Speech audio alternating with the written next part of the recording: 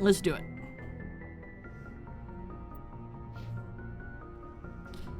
All right, when last we left off, we were just given control of the Normandy. And it is now on us to take control and bring down Saren. That is our directive. But first, we're going to talk to Commander, our pilot. Something you need? I like to know my crew. Mind if I ask you a few questions? I can see where this is going. You did a background check on me, didn't you? Well, I'll tell you the same thing I told the captain. You want me as your pilot. I'm not good. I'm not even great. I am the best damn helmsman in the Alliance fleet. Top of my class in flight school, I earned that. All those commendations in my file, I earned every single one. Those weren't given to me as charity for my disease. This is such a classic example of being so insecure that you give up the reason for your insecurity. What disease? What are you talking about? Are you sick? You mean you didn't know? Oh, crap. Okay, I've got Vrolik syndrome, brittle bone disease. The bones in my legs never develop properly. They're basically hollow, too much force and they'll shatter. Even with crutches and my leg braces, it's hard to get around. One wrong step and crack! It's very dramatic, but I've learned to manage my condition, Commander. Put the Normandy in my hands and I'll make her dance for you. Just don't ask me to get up and dance unless, you like the sound of snapping shin bones. Vrolik syndrome.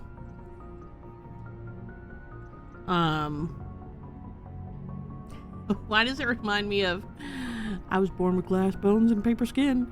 Every morning I break my arms, and every evening I break my legs. At night I lie awake in agony until my heart attacks put me to sleep. So yeah, Vrolik syndrome. The idea of a disabled character who himself physically cannot move freely, but is the undisputed master of maneuvering and moving a spaceship. There's a metaphor in there somewhere. But for Joker, what this means is that he now throws everything about his identity into his identity as a pilot. Everything that he accomplishes, everything that he's failed to do just by the nature of his condition, he throws that into being the best fucking pilot that one could ever have. And they can't just insert titanium rods in the bones or support a robotic legs. We'll probably get more info in a minute. Protocol, I don't know. I'm gonna ask more questions, like tell me about your disease and stuff like that after I'm finished yapping. Always choose goodbye. Just ignore everyone. I lurk and yes, I still can. Nah, you're fine. You're fine. So yeah, there's something there. It's almost poetic that Joker has a condition which, restricts his movement, and instead of using that as a way to make excuses for himself, throws everything into making himself the best at being able to maneuver like A-class star vessel. There's something beautiful about that. Tell me about your disease. I need to know more about this Vrolik syndrome if I'm putting my ship in your hands. Yeah, of course you do. It's an extremely rare condition. Nobody knows exactly what causes it. Genetic, maybe. It's treatable, but there's no cure. They classify my case as moderate to severe. I was born with over a dozen fractures, hip, thighs, ankles. My bones were already breaking in the womb. 100 years ago, I wouldn't have survived past my first year. Lucky for me, modern medical science has turned me into a productive member of society. So yeah, it doesn't tell us much. I'm actually curious to look this up.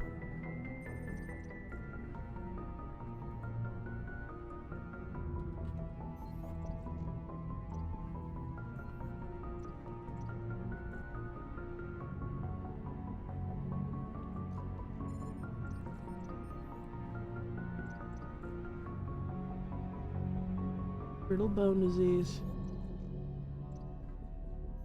Known as brittle bone disease is a group of genetic disorders that all result in bones that break easily. Types include whites of the eyes that are blue instead. Short stature, loose joints, hearing loss, breathing problems, problems with the teeth.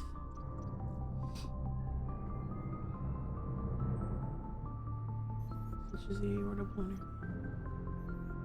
Connective tissue.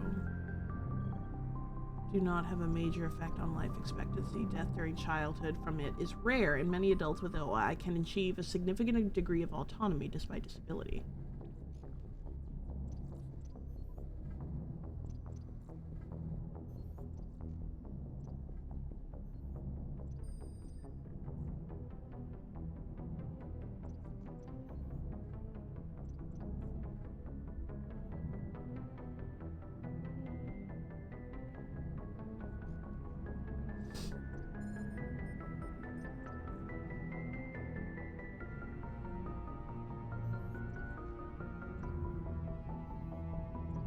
Interesting.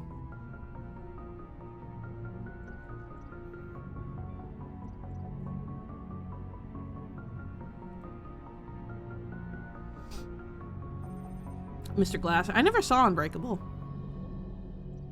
How do you do your job? You're not gonna break a bone trying to fly the ship, are you?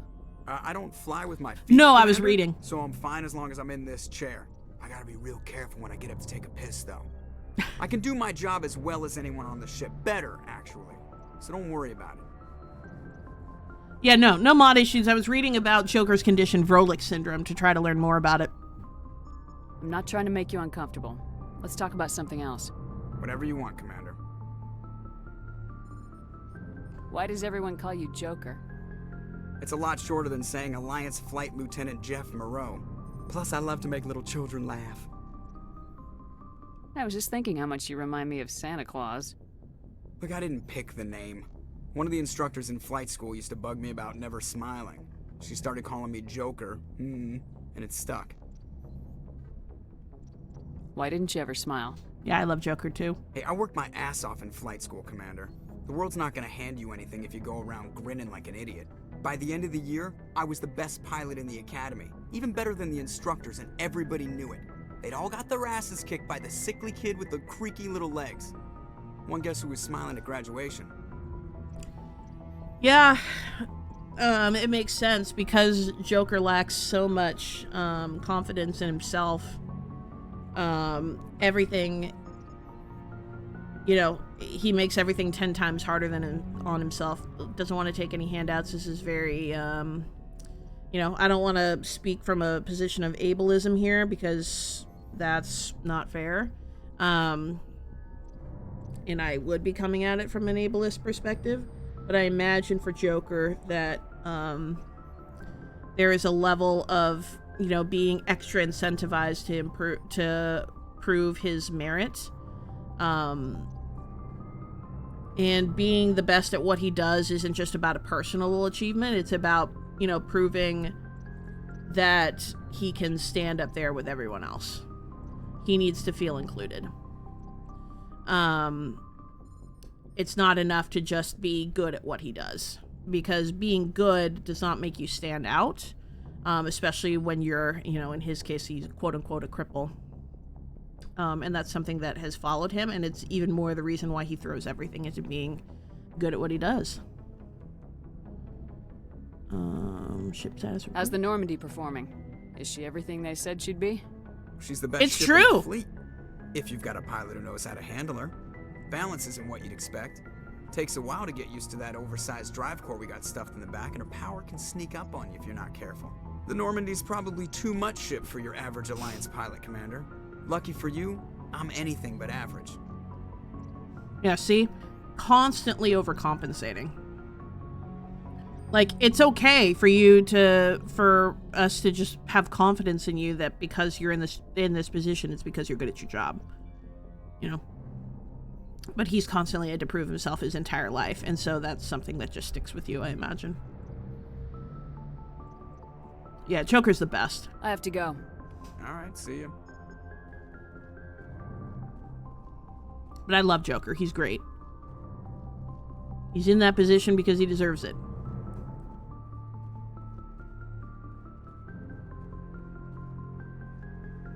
All right, let's open the map.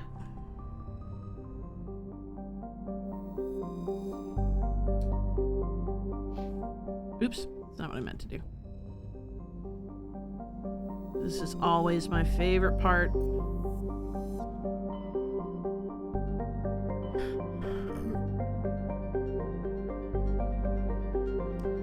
So,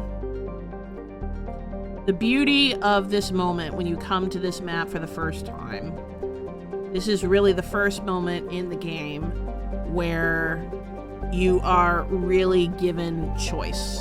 You are truly given agency. You have a number of missions that you need to accomplish, and the game says, here you go. Have at it. And it's presented to you in this, gorgeous galactic map. I've always loved the map system in Mass Effect. It just improves with every game.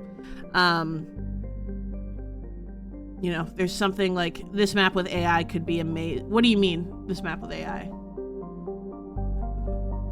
And so, I pose a question because, like, this is mechanically the moment that's supposed to bring you to this. Like, okay, I'm now in control. I am a Spectre. I am the one that is, now has the burden of responsibility of, fixing things. How do I do that? So when you play, so I bring a question to chat. For games like this, does this kind of thing overwhelm you? Are you the type of player that, like, you see this and you go, oh shit, this is too much? No worries, protocol. Like, oh shit, this is too much. I need to be, streamlined into, like, I need to be told what to do. I need to have a very clear directive. Or is this the kind of thing that makes you chomp at the bit? Because, like, for me personally, it's like, yes, I get to truly be the one to pave my own way. This becomes my story. But that's not that for some folks that's overwhelming. So I'm just curious how this feels particularly for you as a gamer. But yeah, we're gonna go get Liara, my queen.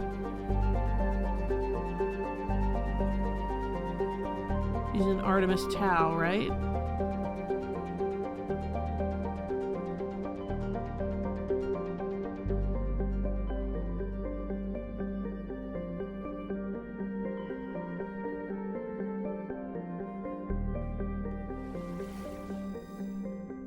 I don't remember what cluster she's in, though.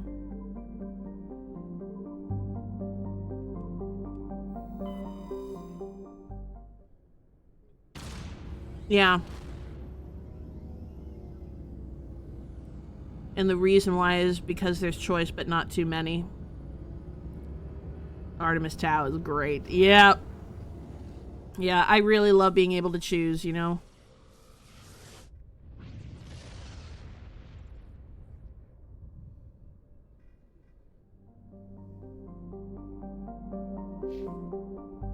need to actually check. Finally, Liara T'Soni. Famous for her knowledge of presence being sought by Saren. Her last known location was somewhere in the Artemis Tau Cluster. Okay, so we don't know where exactly.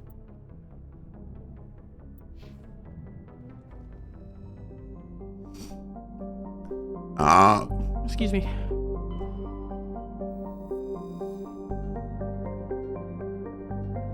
Okay, we can't land there.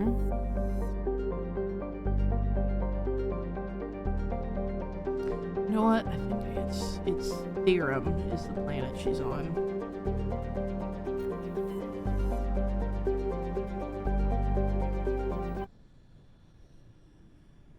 Thank you, Parm.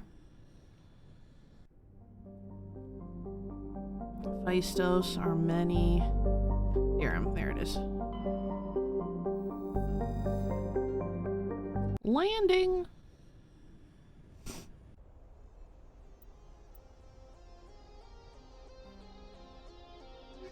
Let's bring my boys. Over a decade ago? Lord!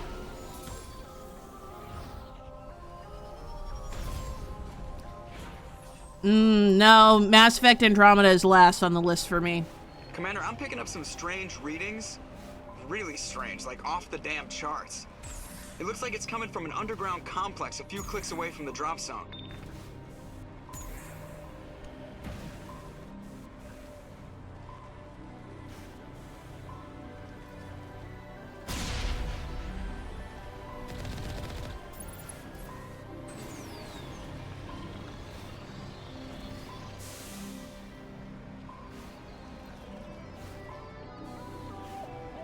Okay. This is where we gotta figure some things out.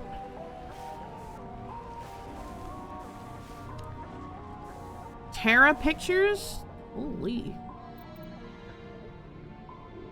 Alright, so there's me.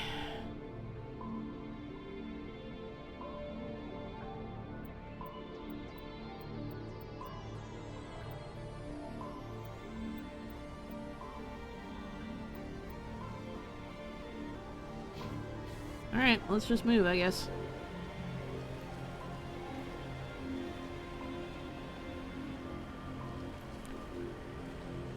Emmy 1 ahead of 3?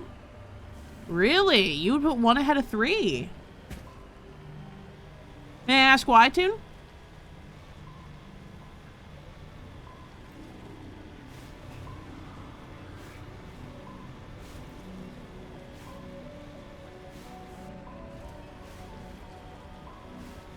Like, I can probably understand and agree with your logic, but I'm just very curious.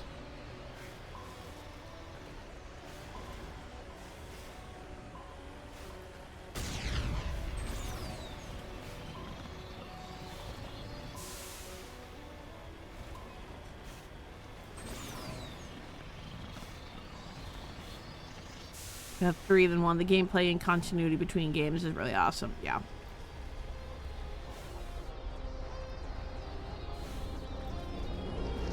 That is so funny that you don't like scanning the planets. Was my favorite part of 2.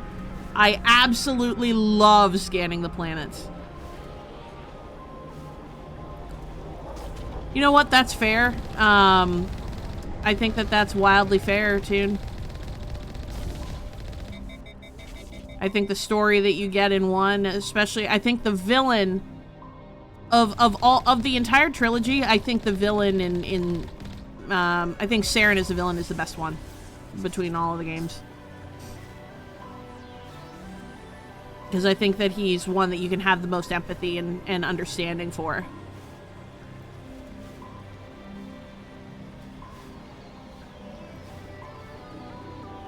For first playthrough, but for replays.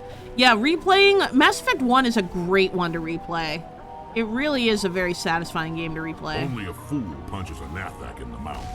We should sneak around and pull its tail.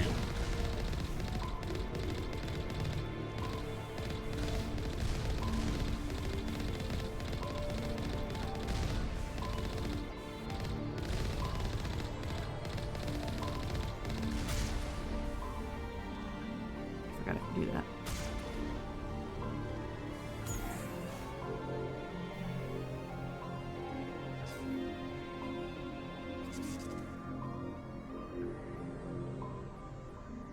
Or maybe we do actually have to go around.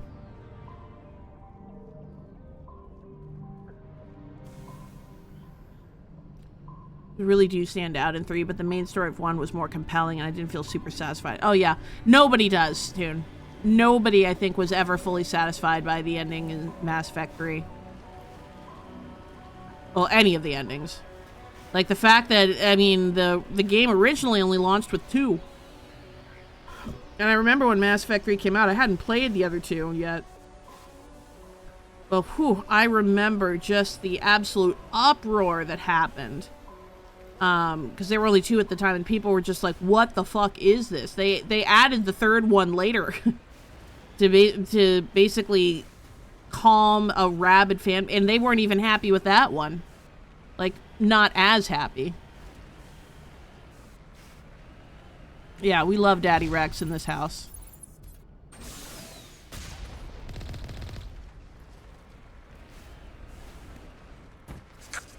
Ladies and gentlemen. Oh Lord, we may going. Alf, Alf, Alf, Alf, Alf, Alf, Alf, Alf, Alf. Hi, Alf. Hi, Alf. Hi, Alf. Hi, Alf. How are you, friend?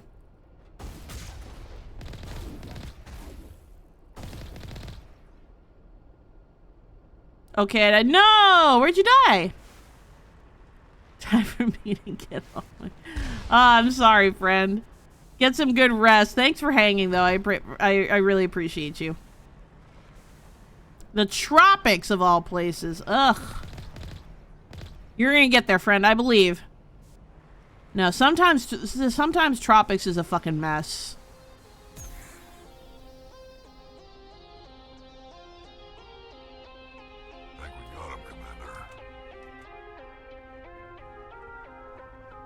Oh yeah, me too.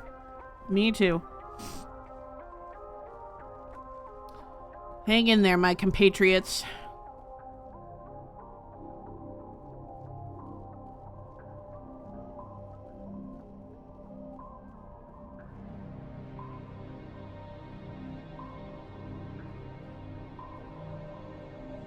Okay, nothing in there.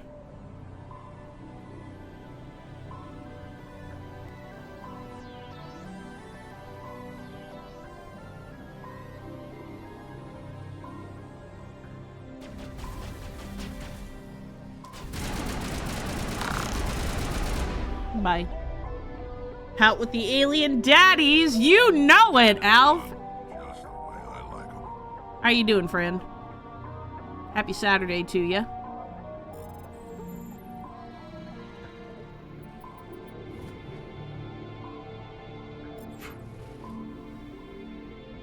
Boop. Godspeed.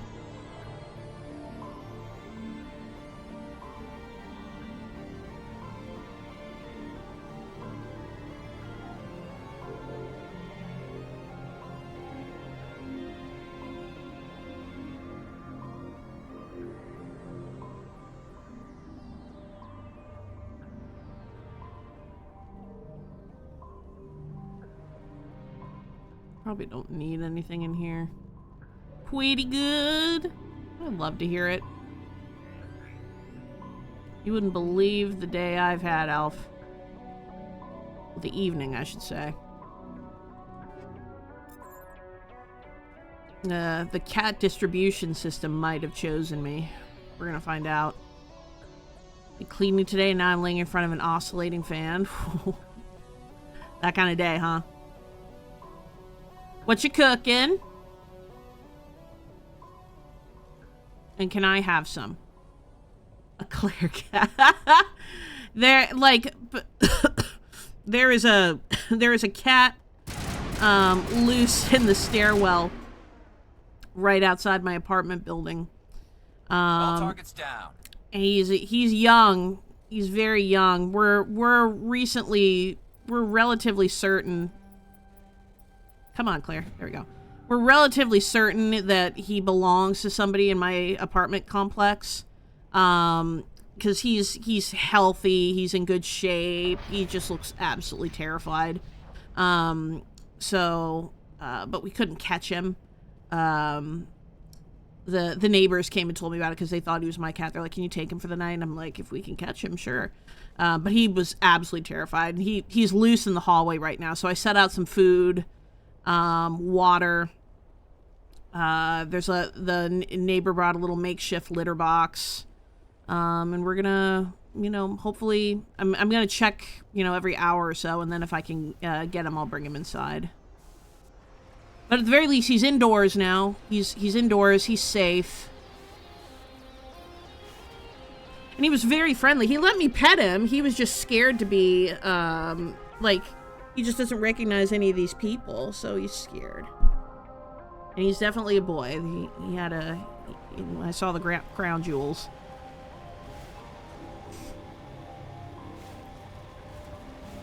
Not sure why the neighbor chose me specifically, but because my apartment is at the end of a hallway, for those of you that may not know.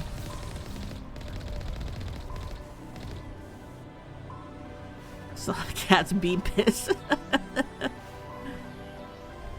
It's the Lion King. Just went through a wall. Had the flare, 2 cooked airline food, and a chain launcher. No! Oh. So now your only hope is to find another flare. Oh.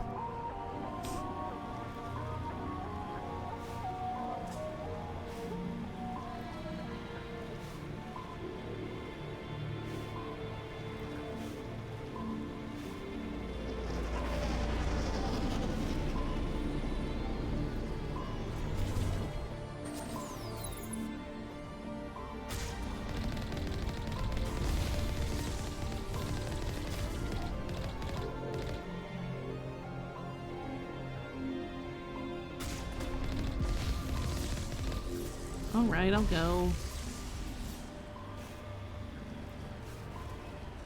Using my fly cheats to go get that backpack for sure. Oh, yeah. I would not blame you. Bye.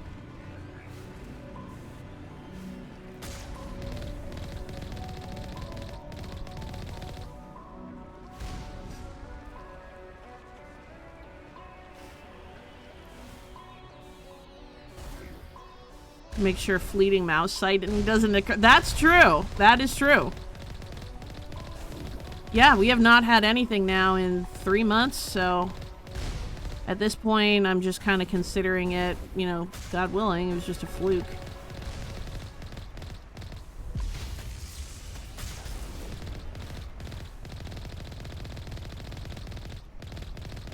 But yeah, I'm like 99% sure that baby has an owner somewhere. He's young, he's in good shape. And he was very, very comfortable around people. Like, as long as you weren't, like, going after him. Like, when I, like, sat down and, like, stuck my hand out, he came right up for pats. He was very much like, oh, yes, scritches, please. So, like, he's somebody's baby.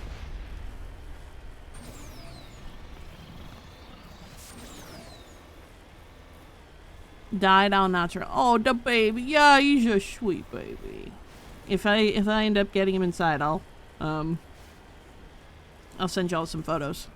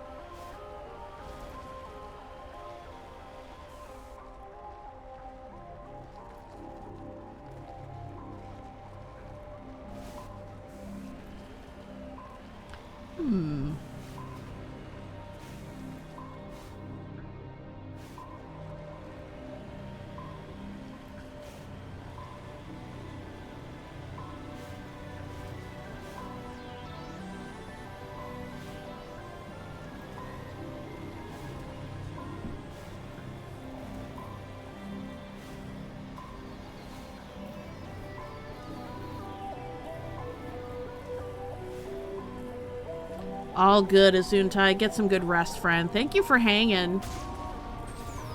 Sorry the ascent didn't go as planned.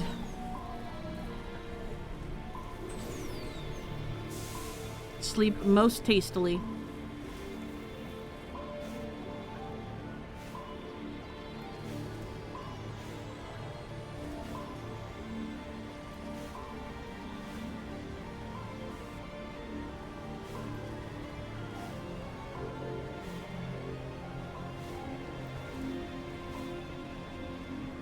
Love me some Emma. You've been trying to tune it. Oh yeah, no, Zuntai, you do not need to explain yourself, friend. This is a busy time indeed. There will be plenty of time for shenanigans. But you go enjoy yourself. Get some good rest. And we will chat soon.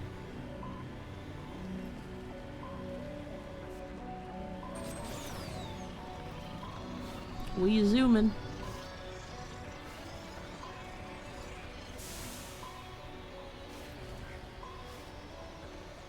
Yeah, no, I know. Again, Azunta, I know that you got a lot going on. I am not worried, friend. I am not worried. Please do what you gotta do. Oh my god, did I just go in a giant circle? I did. I went in a huge circle. I am incredibly stupid. I can't follow instructions. Will be happening. Many of you out of rent an Airbnb. I'm gonna go Be party nice with to them. yourselves. Claire. Good lord, don't diminish your accomplishments.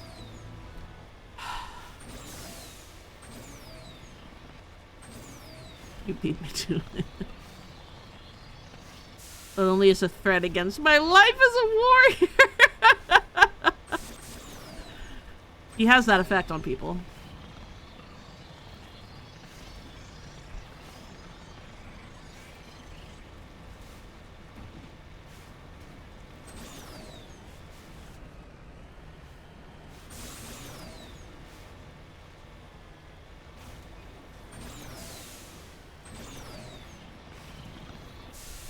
We're inhuman.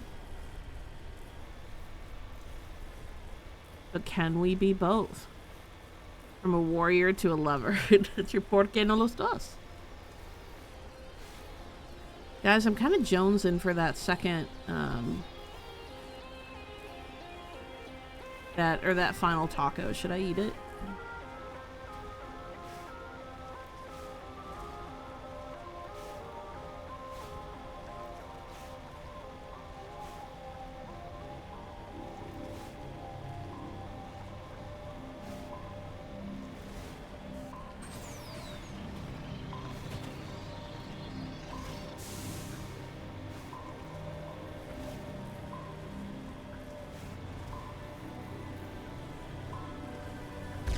Ow.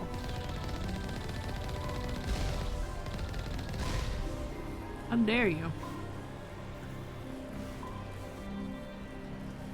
I support tacos. You may go get a snack.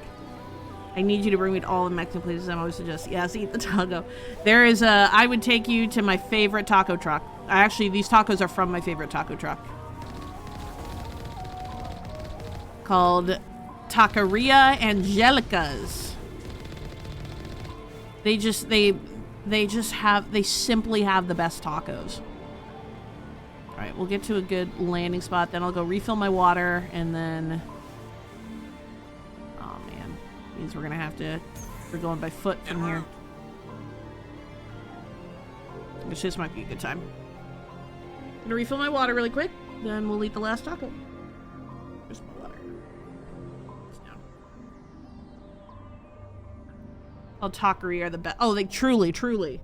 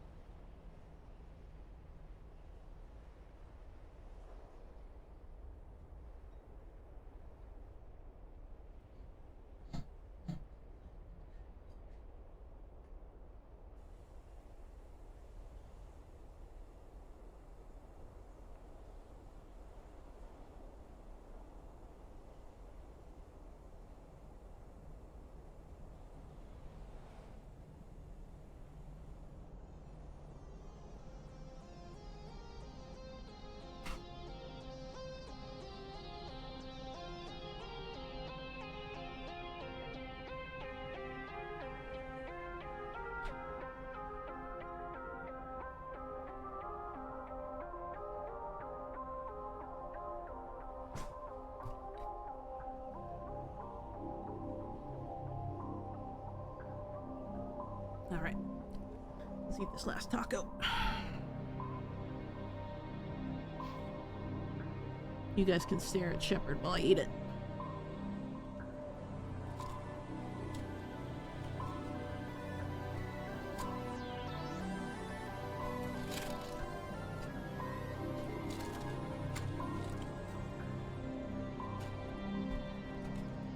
Woohoo!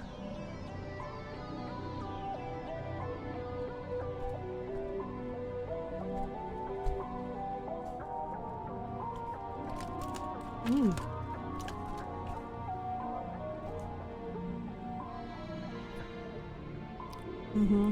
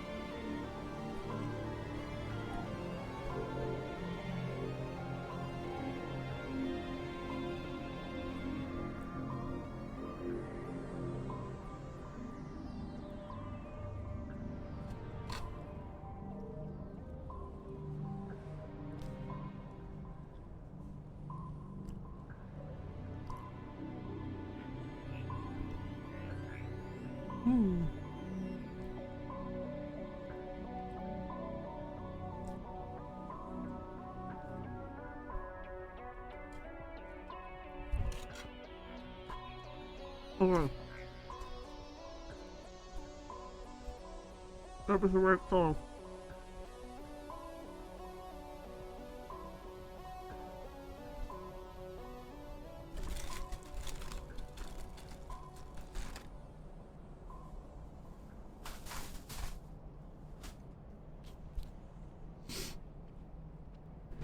Perfect. Did the whole thing during an ad.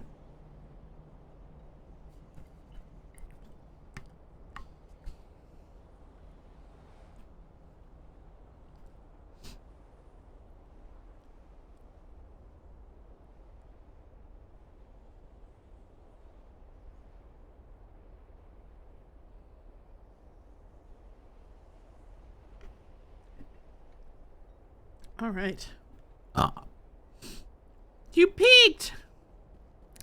Yay! Congrats, Jeffrey. Proud of you.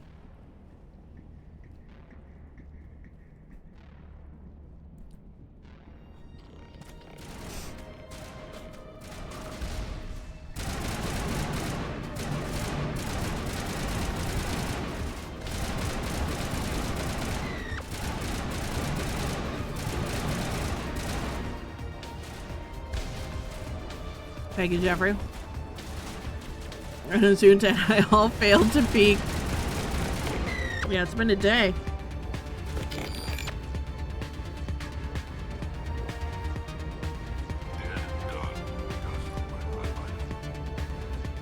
Oh, it's stanky.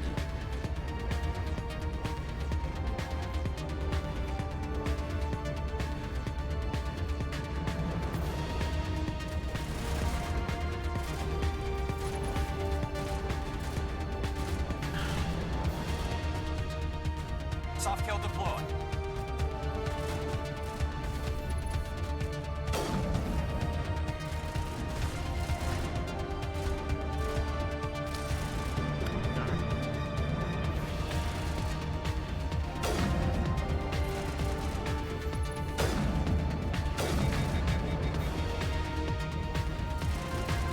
But thankfully others did. Oh, good.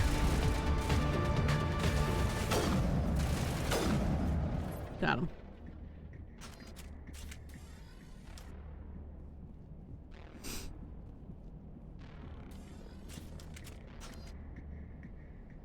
You got to see the tomb. Nice.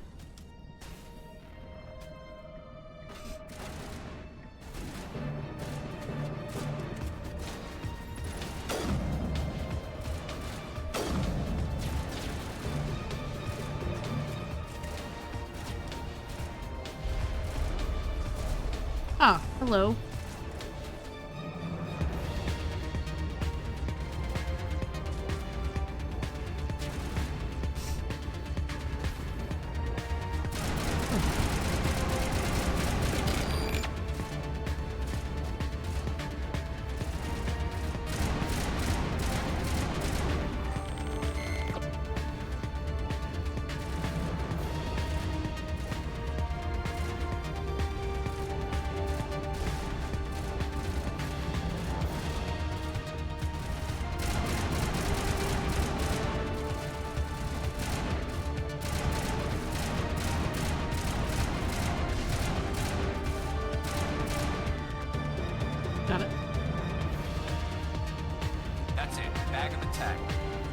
to the hole. I did not notice.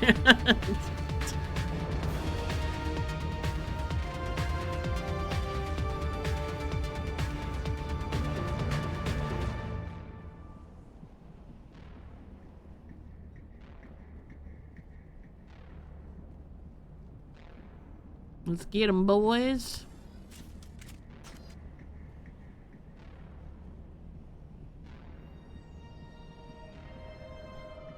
Don't fuck with me or my Turian daddy and my Krogan uncle.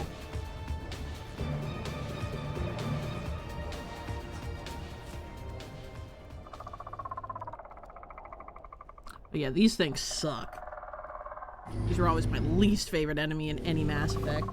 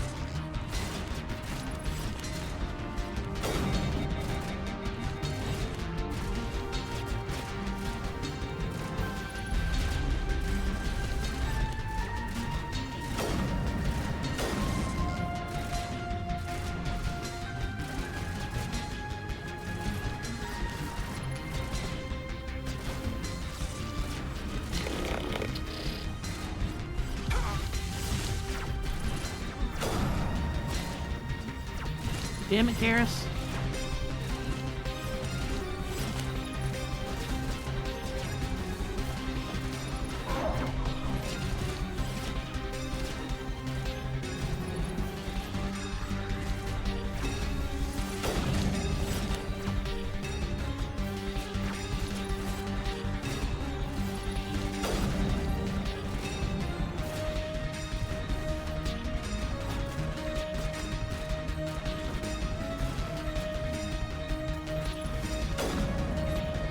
We got one.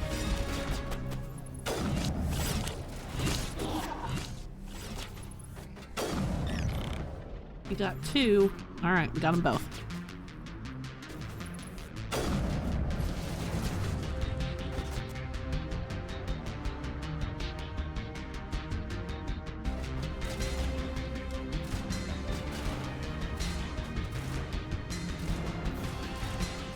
Form up.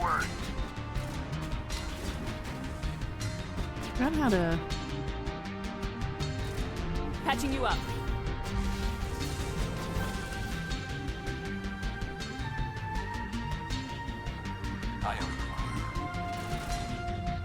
Yeah, get up, Garrus.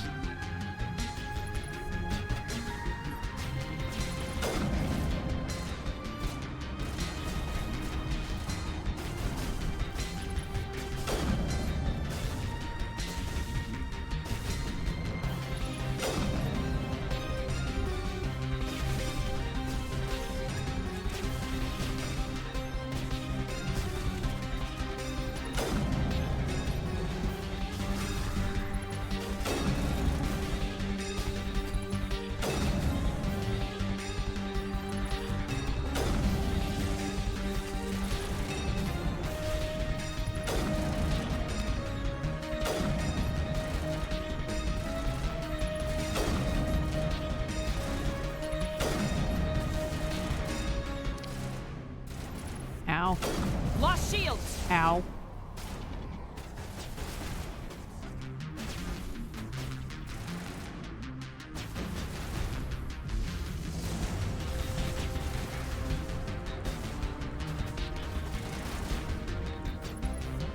Oh, I didn't see you there. Now you're dead.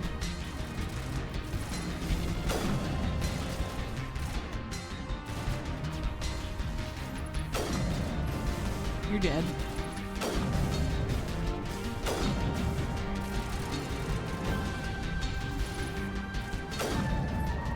Got it.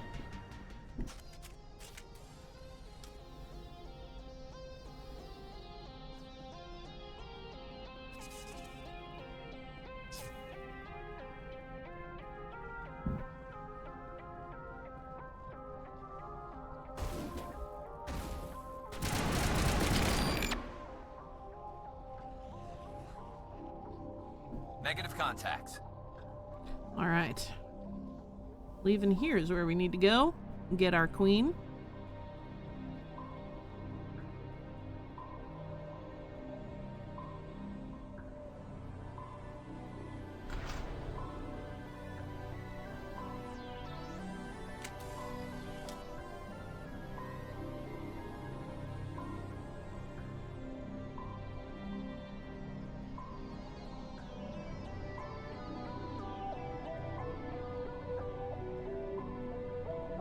Does 5 quick save? It does. Perfect.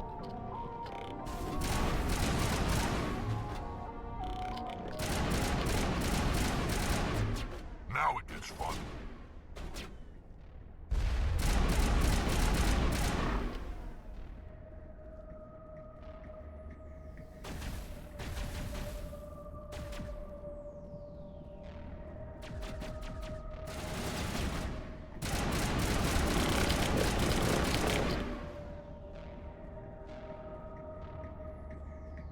Clear.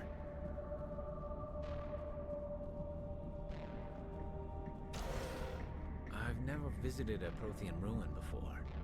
Aside from the Citadel, I mean.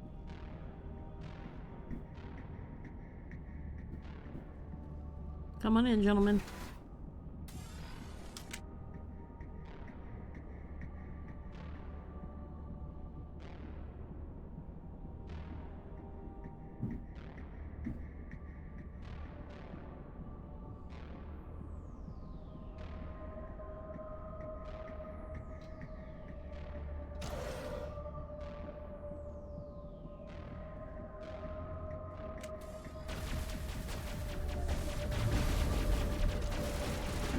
Oh, it's like, where the hell?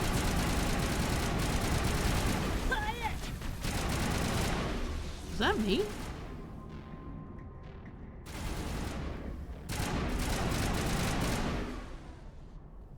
Sterile white. Protheans sure build things homey.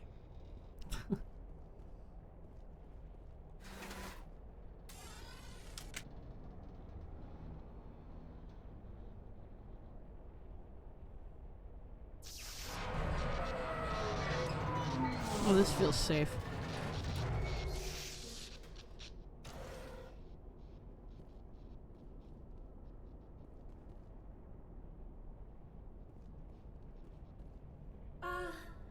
Hello? Could somebody help me? Please? It's about to get fun. Let's level our people. Overkill, sure.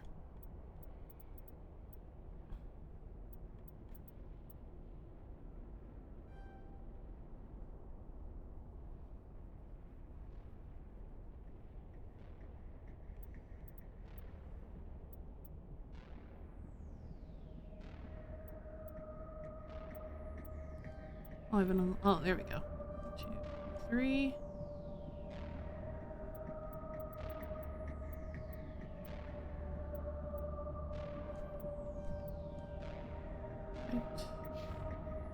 Oops. And then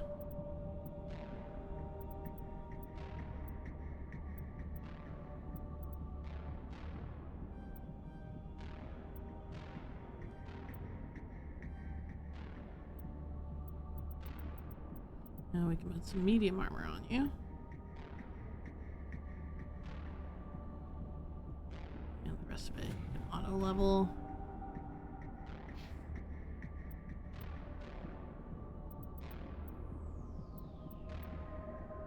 And then I want you to be able to put on heavy armor.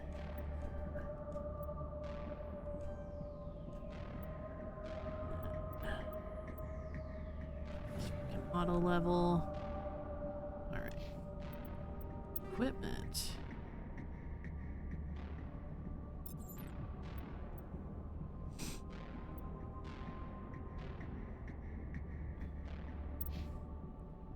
Garrus.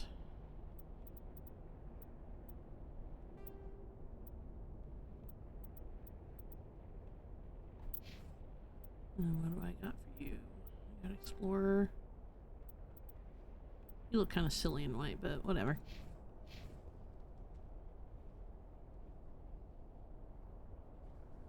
Can you hear me out there?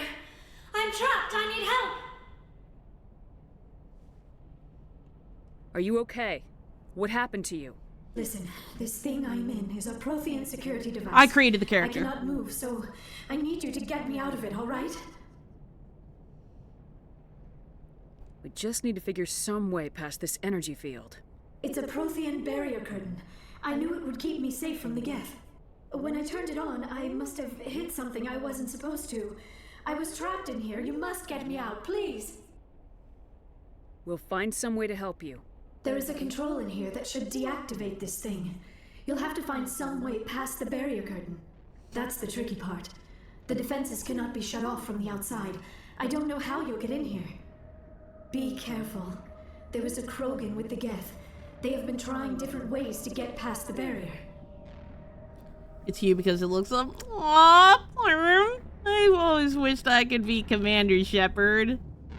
I'm not pretty enough for that, but thank you.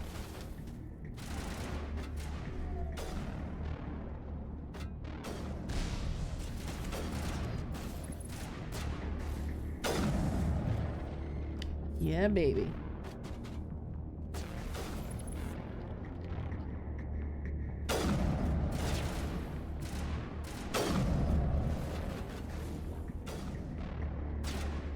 Be nice to yourself. Clear. Ah! Don't diminish your accomplishments. No, I'm really not. I'm really not. I'm, like, actually not.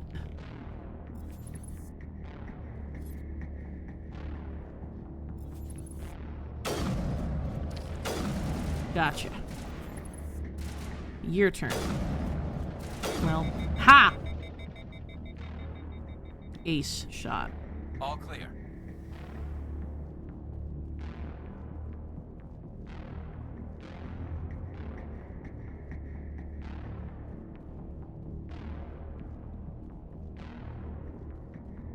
Enter, override sequence?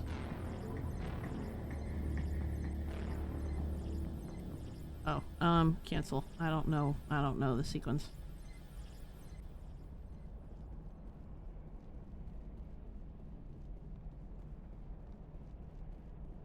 Goddamn redeem cooldown.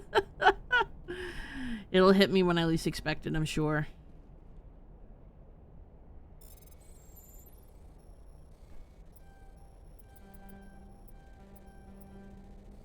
Oh my god. Got it. You're perfect. God damn it. You're perfect. All around the you're perfect. Now work it.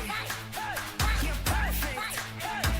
All around the I do love Daddy Pedro.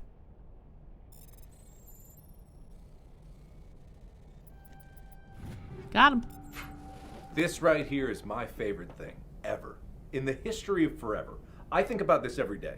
I think about this Commander all night Shepard. long. I stay awake, not sleeping, because I'm thinking about this. I also stay awake not sleeping because I'm thinking about Commander Shepard.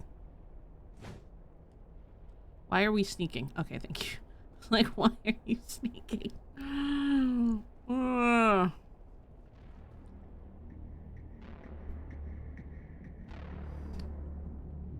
See, I could stare at Pedro all day, every day, 24 hours a day, 7 days a week. And then I would lick him. Consensually. I would not lick him without permission. I'm enjoying it up for the both of us. Same here, Alf. Same here.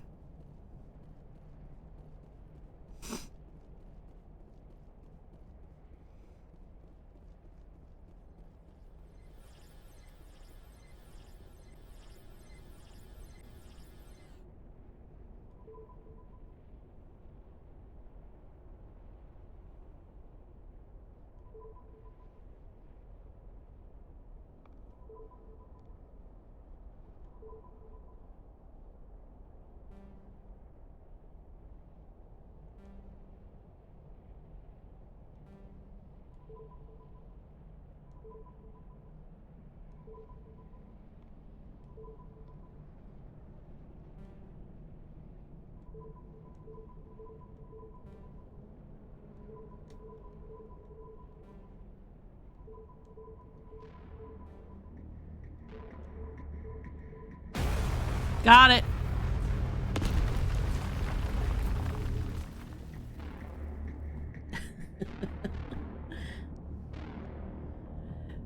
That's a fair question.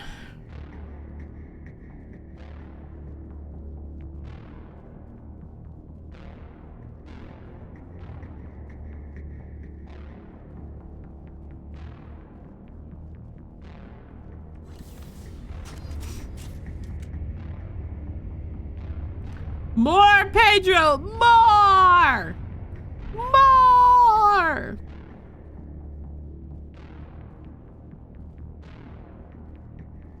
Oh, we found her.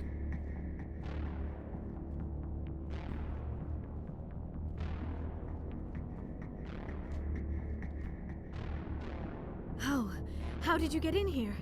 I didn't think there was any way past the barrier. We have to get you out of here before more Geth arrive.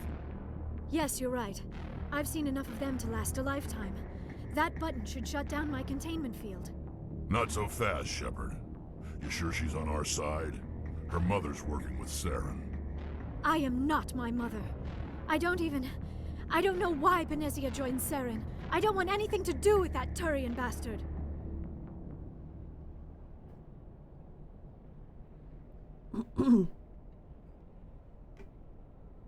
If she was with Saren, the Geth wouldn't be trying to kill her.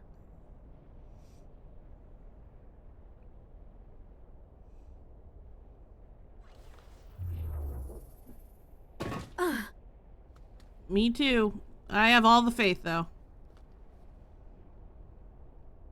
Any idea how we get out of this place? There is an elevator back in the center of the tower. At least I think it's an elevator. It should take us out of here. Come on! I still cannot believe all this. Why would the Geth come after me? Do you think Benezia's involved? Saren's looking for the conduit. You're a Prothean expert. Obviously, he wants you to help him find it. The conduit, but I don't know. What the hell was that? These ruins are not stable. That mining laser must have triggered a seismic event. We have to hurry. The whole place is caving in. Joker, get the Normandy airborne and lock in on my signal. On the double, mister! Aye, aye, Commander. Secure and away. ETA 8 minutes. If I die in here, I'll kill him. How much Garrus's hips don't lie.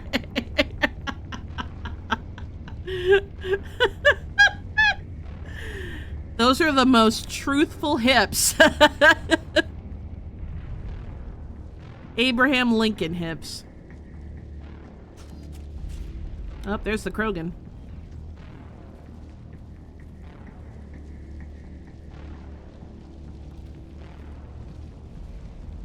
This one Brenda, studied the Or blade. don't.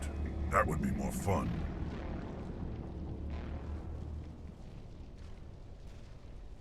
There a reason you're in my way? The same reason you're here. The Asari. Thanks for getting rid of those energy fields for us. Hand the doctor over. Whatever it is you want, you are not getting it from me. We don't have time to deal with this idiot. Charge! I like your attitude.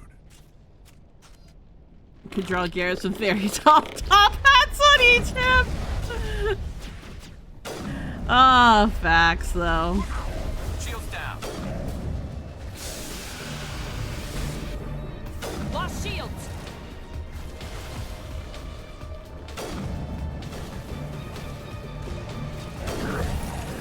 Bye, Krogan Battlemaster.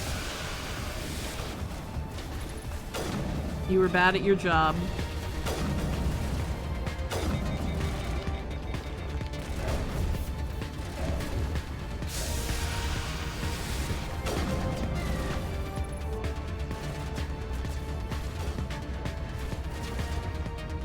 Is my lack of visual art skills. You're not alone, Alf.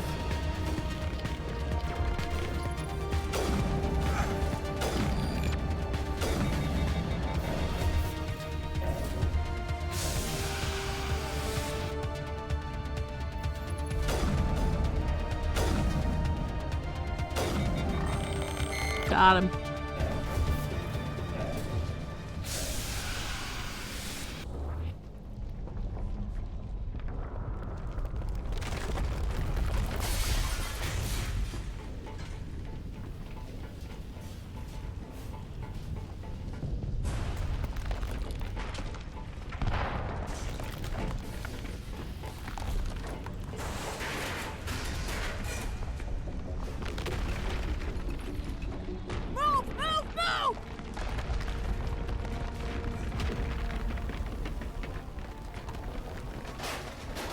It's going down!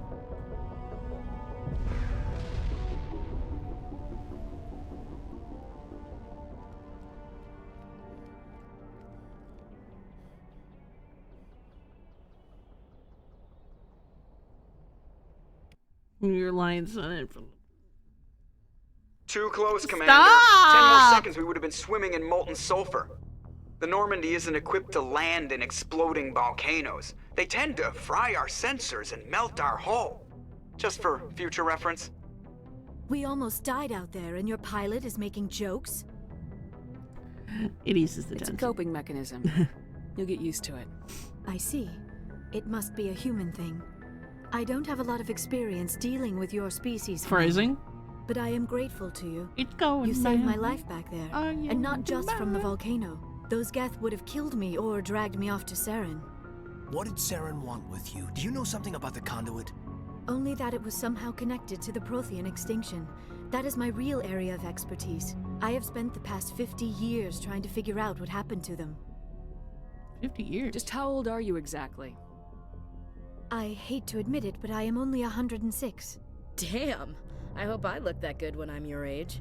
A century may seem like a long time to a short-lived species like yours, but among the Asari, I am barely considered more than a child. That is why my research has not received the attention it deserves. Because of my youth, other Asari scholars tend to dismiss my theories on what happened to the Protheans. I've got my own theory on why the Protheans Positive disappeared. racism is still With all racism! due respect, Commander, Lizard, I've heard lizard, every theory lizard. out there. The problem is finding evidence to support them. The Protheans left remarkably little behind. It is almost as if someone did not want the mystery solved. It is like someone came along after the Protheans were gone and cleansed the galaxy of clues. But here is the incredible part. According to my findings, the Protheans were I not the know. first galactic civilization to mysteriously vanish. This cycle began long before them. Where'd you come up with this theory? I thought there wasn't any evidence. I have been working on this for 50 years. I have tracked down every scrap and shred of evidence. Eventually, subtle patterns start to emerge, patterns that hint at the truth. It is difficult to explain to someone else. I cannot point to one specific thing to prove my case. It is more a feeling derived from a half-century of dedicated research. But I know I'm right, and eventually I will be able to prove it. There were other civilizations before the Protheans. This cycle has repeated itself many times over. Who came before them? If the Protheans weren't the first, then who was? I don't know. There is barely any evidence on the Protheans, even less on those who came before them. I cannot prove my theory, but I know I am right. The galaxy is built on a cycle of extinction. Each time a great civilization rises up, it is suddenly and violently cast down. Only ruins survive. The Protheans rose up from a single world until their empire spanned the entire galaxy. Yet even they climbed to the top on the remains of those who came before. Their greatest achievements, the mass relays and the Citadel, are based on the technology of those who came before them. And then, like all the other forgotten civilizations throughout galactic history, the Protheans disappeared. I have dedicated my life to figuring out why. They were wiped out by a race of sentient machines, the Reapers. The Reapers? But I have never heard of. How do you know this? What evidence do you have? There was a damaged Prothean beacon on Eden Prime. It burned a vision into my brain. I'm still trying to sort out what it all means. Visions? Yes, that makes sense. The beacons were designed to transmit information directly into the mind of the user. Finding one that still works is extremely rare. No wonder the Geth attacked Eden Prime. The chance to acquire a working beacon, even a badly damaged one, is worth almost any risk. But the beacons were only programmed to interact with Prothean physiology. Whatever information you received would have been confused, unclear. I am amazed you were able to make sense of it at all. A lesser mind would have been utterly destroyed by the process. You must be remarkably strong-willed, Commander. This isn't helping us find Saren, or the conduit. Of course, you're right. I am sorry, my scientific curiosity got the better of me. Unfortunately, I do not have any information that could help you find the conduit, or Saren. I don't know why Saren wanted you out of the picture, but I think we'll be a lot better off if we bring you along. Thank you, Commander. Saren might come after me again. I cannot think of anywhere safer than here on your ship. And my knowledge of the Protheans might be useful later on. And her biotics will come in handy when the fighting starts. Good to have you on the team, Liara. Thank you, Commander. I am very grateful. Oh, I am afraid I am feeling a bit lightheaded. When was the last time you ate, or slept? Dr. Chakwa should take a look at you. It is probably just mental exhaustion, coupled with the shock of discovering the Protheans' true fate. I need some time to process all this. Still, it could not hurt to be examined by a medical professional. It will give me the chance to think things over. Are we finished here, Commander? We can talk again after you've seen the doctor. The rest of you, dismissed. Mission reports are filed, Commander. You want me to patch you through to the Council? Patch him through, Joker. Setting up the link now, Commander. We've received your report, Commander. Hydrate regime for Dr. Liara. T'Soni is on the Normandy. I assume you're taking the necessary security precautions. Liara's on our side. The Geth were trying to kill her. Benezia would never allow Saren to kill her daughter. Maybe she doesn't know. Or maybe we don't know her. We never expected she could become a traitor. At least the mission was a success. Apart from the utter destruction of a major Prothean ruin. Was that really necessary, Shepard? The Geth were crawling all over those ruins. We were lucky to make it out alive. Of course, Commander. The mission must always take priority. Good luck, Commander. Remember, we are all counting on you. Okay. Thanks, I guess.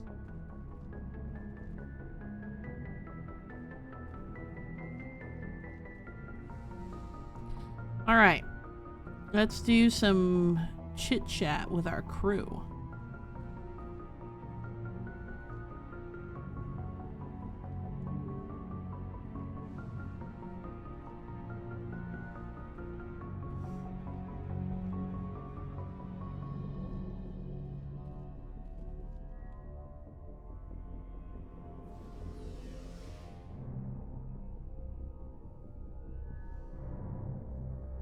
Liara's the fun one to have on board, mostly because we love having a good scholar.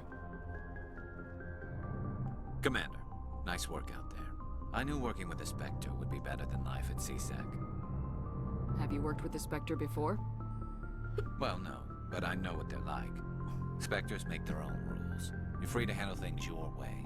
At CSEC, you're buried by rules. The damn bureaucrats are always on your back. For the most part, the rules are there for a reason. Maybe. But sometimes it feels like the rules are only there to stop me from doing my work. If I'm trying to take down a suspect, it shouldn't matter how I do it, as long as I do it. But CSEC wants it done their way. Protocol and procedure come first. That's why I left. So you just quit because you didn't like the way they do things? There's more to it than that. It didn't start out bad, but as I rose in ranks, I got saddled with more and more red tape. CSEC's handling of Saren was typical. I just couldn't take it anymore. I hate leaving. I hope you made the right choice. I'd hate for you to regret it later. Well, that's sort of why I teamed up with you. It's a chance for me to get off the Citadel, see how things are done outside CSEC. Either way, I plan to make the most of this. And without CSEC headquarters looking over my shoulder, well, maybe I can get the job done my way for a change. If getting the job done means endangering innocent people, then no. We get the job done right, not fast. Got it? I wasn't trying to... I understand, Commander. Oop, sorry, Garrus.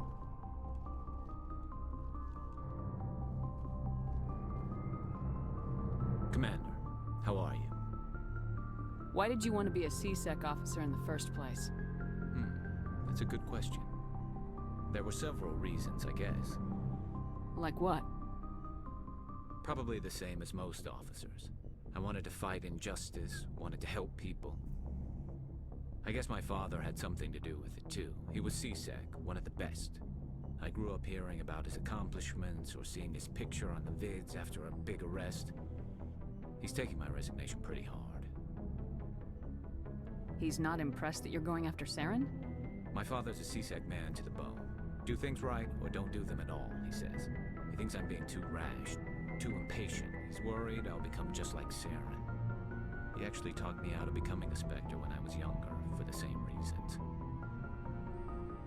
You were asked to be a Spectre? Well, I was targeted as a possible Spectre candidate. Me and about 1,000 other Turian military recruits. I could have received special training, but my father didn't like it. He despises the Spectres. He hates the idea of someone having unlimited power with no accountability. He wouldn't like you, Commander. No offense. I suppose I can understand his concern. You can. But Saren's not going to play by our rules, C-Sec's rules. If you want to nail Saren, you need to send someone who isn't restricted by policies and procedures.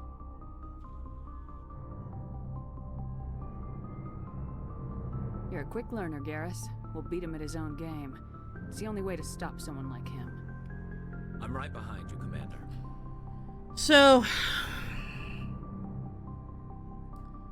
Garrus's entire arc throughout the games is really about coming to terms with this struggle to adapt to rules. He starts out as a cop. C-Sec are essentially cops. And he's frustrated because he doesn't have free reign to do the job as he feels it needs doing. There's a lot of like, it's almost like he gives off kind of like rookie cop vibes. His heart's in the right place, but he's so jaded by this red tape, quote unquote, of C-Sec, and really, you know, all sorts of, you know, official military, in general. Oh, NT is home. Yay. We're so glad you're back, NT. In my own bed with American fast food in my belly. Oh, I love that. Him saying my dad wouldn't like you made me think of teenager Garrus bringing home bad boy Shep and making his dad go nuts about it.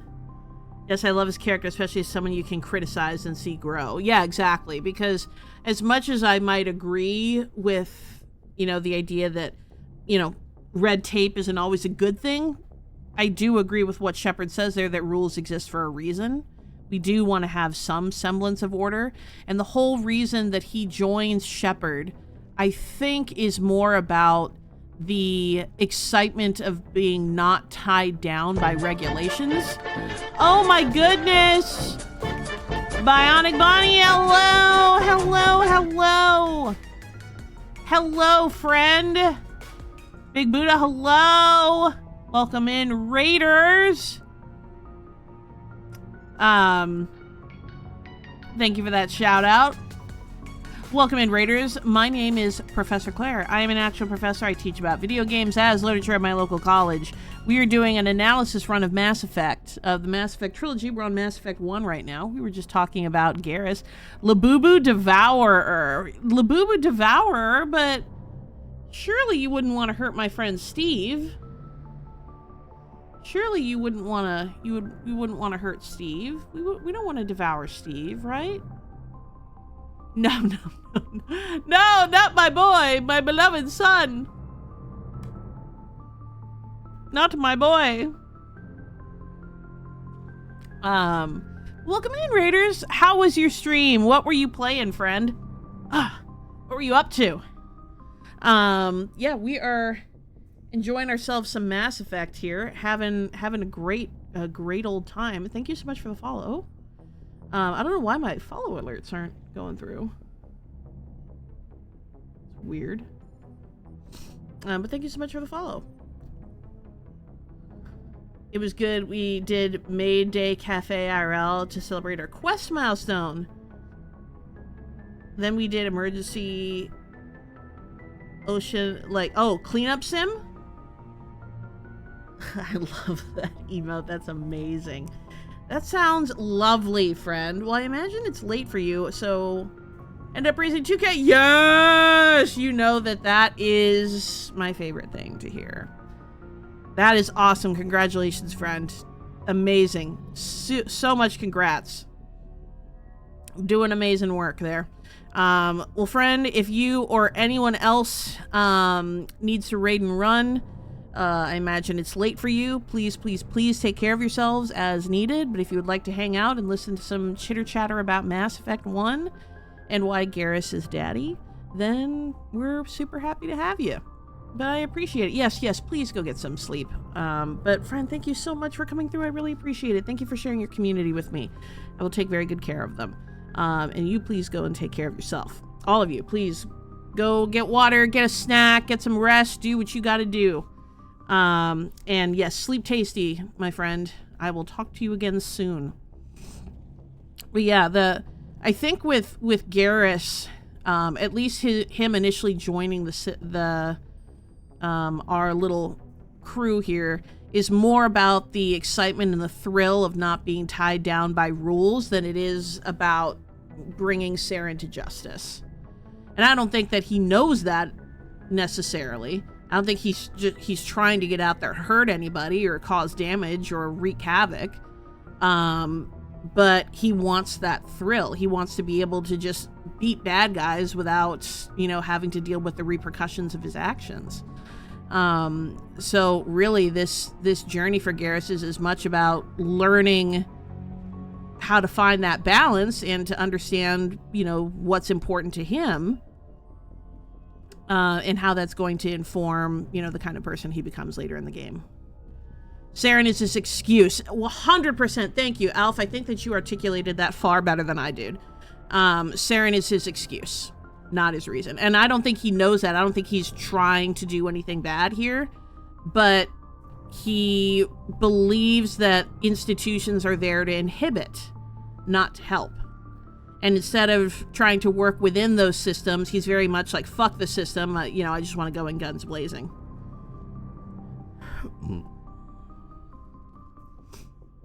Shepard, what can I do for you?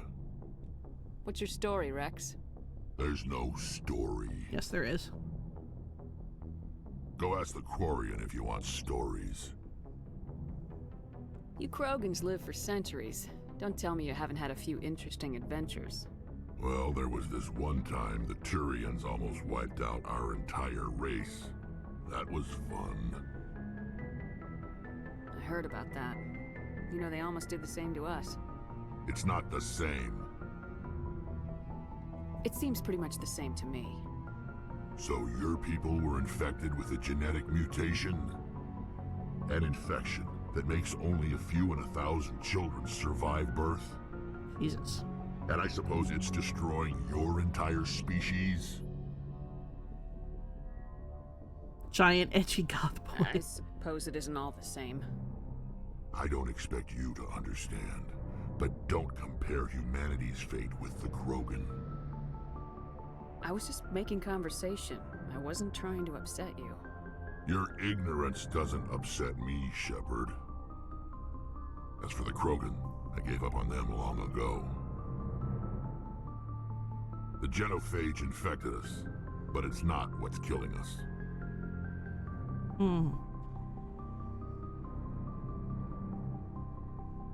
The genophage infected us, but it's not what's killing us. What can you tell me about the genophage?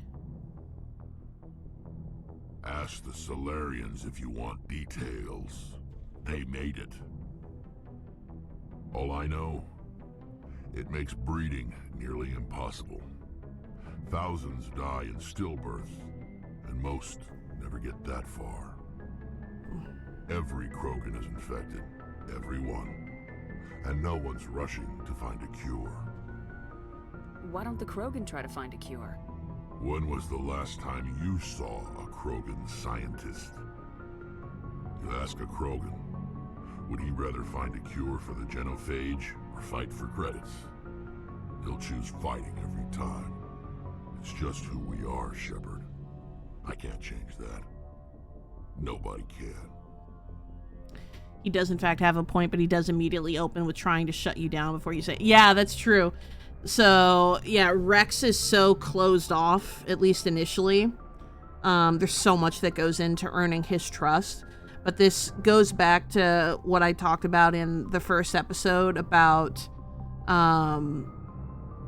Rex, what's the word? In this sort of battlefield poet trope, or battle master poet trope, where, you know, he gives off very, like, almost like Achilles vibes, in that, you know, he's so much about the drums of war and fighting and, you know, proving himself on the battlefield, but it's so much a mask for pain, the pain of what's happened to his people. You know, we will learn more about that as the story progresses, but essentially the Krogan have been sterilized by the other species, which is so, like, I remember playing this for the first time and being like, wow, that's so messed up. But then, like, as you get older, you're like, that is so fucked up that an entire species was sterilized by other species because they just unanimously decided, you're kind of a threat to everyone, so we're just gonna, we're gonna, you know, basically tie your collective tubes permanently. You know, and there's a lot of backstory. I'm not excusing the Krogans because this all happened because of, you know, a lack of leadership, a lack of diplomacy, you know, with the other races. But the overall response, it's a form of genocide. This is a form of genocide against the Krogan that's happening to them. And so, you know, Rex has every right to be experiencing grief as a result of this. And we'll learn more about it, but when he says, I gave up on the Krogan long ago, this is a subject that's just too painful for him. This is a truth that's too painful for him. There's nothing, he feels very helpless in terms of what he can do for his species, so he just does what he can for himself. Because, you know, we meet Rex at a time where he's in a state of complete hopelessness, a state of complete aimlessness. Everything that he does is sort of just to continue to exist. Are your people really dying? We're sure not getting any stronger. We're too spread out. None of us are interested in staying in our own system.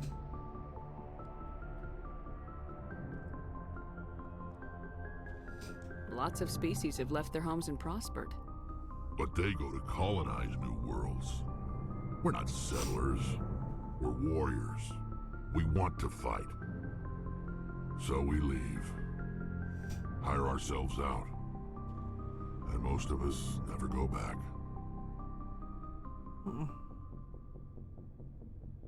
So long, Rex. Shepard. I think that's all we get with him right now. Shepard. Rex. Okay, that's it for now. Commander? Do you have a few minutes to talk? One-on-one? Sure. I was hoping to get a minute of your time off the record. I keep an open door policy. If you have any concerns, lay them on me. All right. I know things are different aboard the Normandy, but I'm concerned about the aliens, Vicarian and Rex. With all due respect, Commander. Welcome back, Alf. Should they have full access to the ship?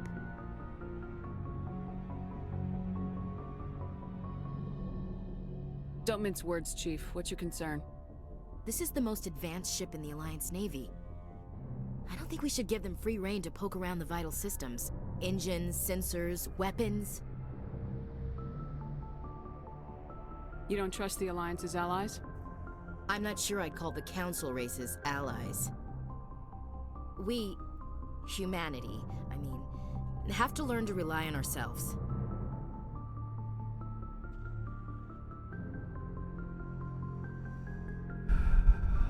Standing up for ourselves doesn't mean standing alone.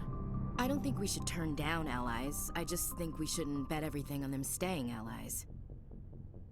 As noble as the Council members seem now, if their backs are against the wall, they'll abandon us. You got a pessimistic view of the universe, Williams. A pessimist is what an optimist calls a realist. Look, if you're fighting a bear and the only way for you to survive is to sick your dog on it and run, you'll do it. As much as you love your dog, it isn't human. It's not racism, not really. Members of their species will always be more important to them than humans are.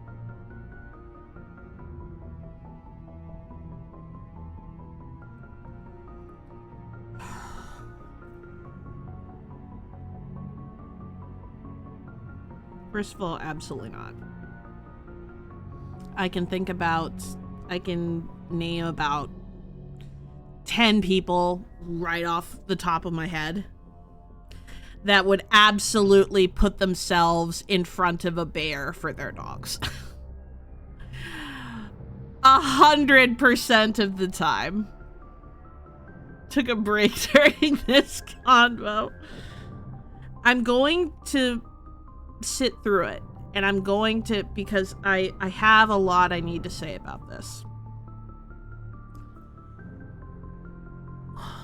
Let's just get through it first. These seem like deeply held beliefs, Williams. What made you think this way? My family's defended the Alliance since it was founded. My father, grandfather, great-grandmother, they all picked up a rifle and swore the oath of service. I guess we just tend to think of Earth's interests as our own.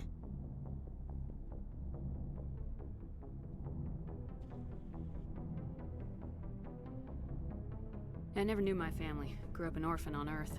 Anybody in your family I'd have heard of? Couldn't say, Commander. So why are you out here? Just trying to get away from Earth? No. The future of humanity is out here. There's so much we haven't seen yet. Yeah.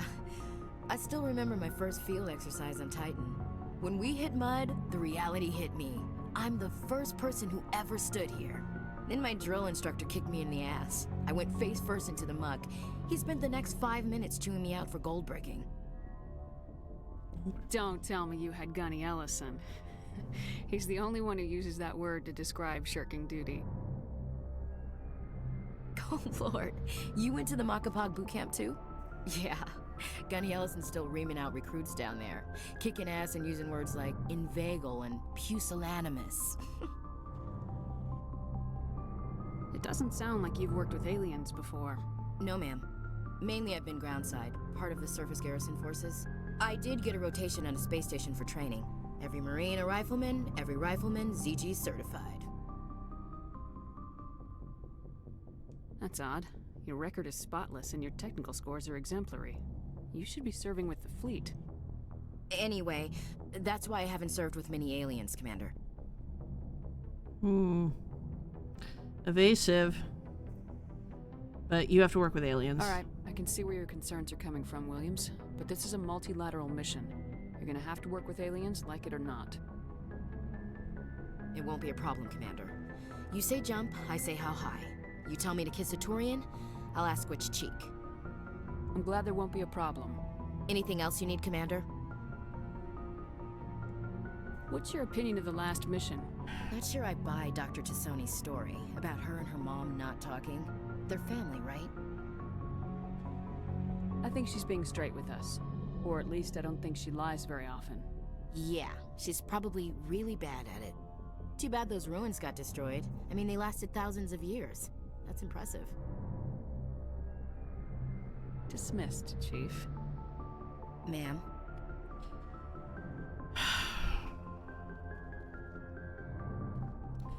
I'm gonna wait to say my full spiel on Ashley until we get more of the revelation about her backstory. because there's a connection there that I want to make. I will say, just in the interest of making sure it's abundantly clear, that racism is never okay.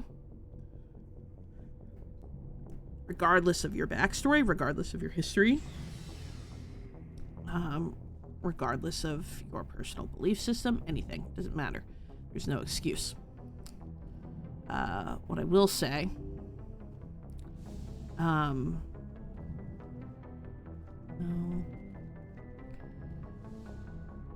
is that there is always a source for it. And that that is going to be just as true for Ashley as it is for others.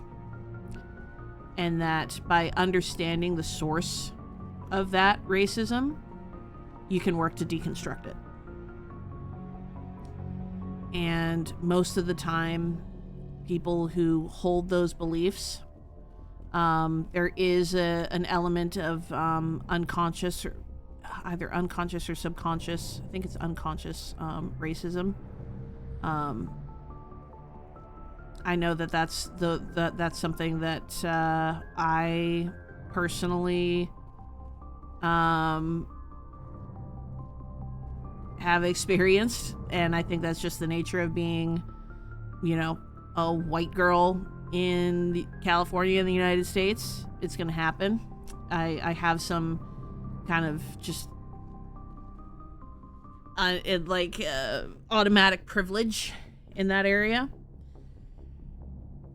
But there's also a lot we can do to deconstruct those belief systems, and understand why we hold them. And we will tackle that with Ashley. We will try to explore that, because she wasn't born that way.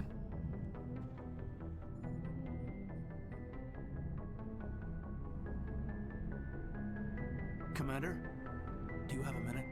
Thanks, Alpha. Try. I always make time for my officers.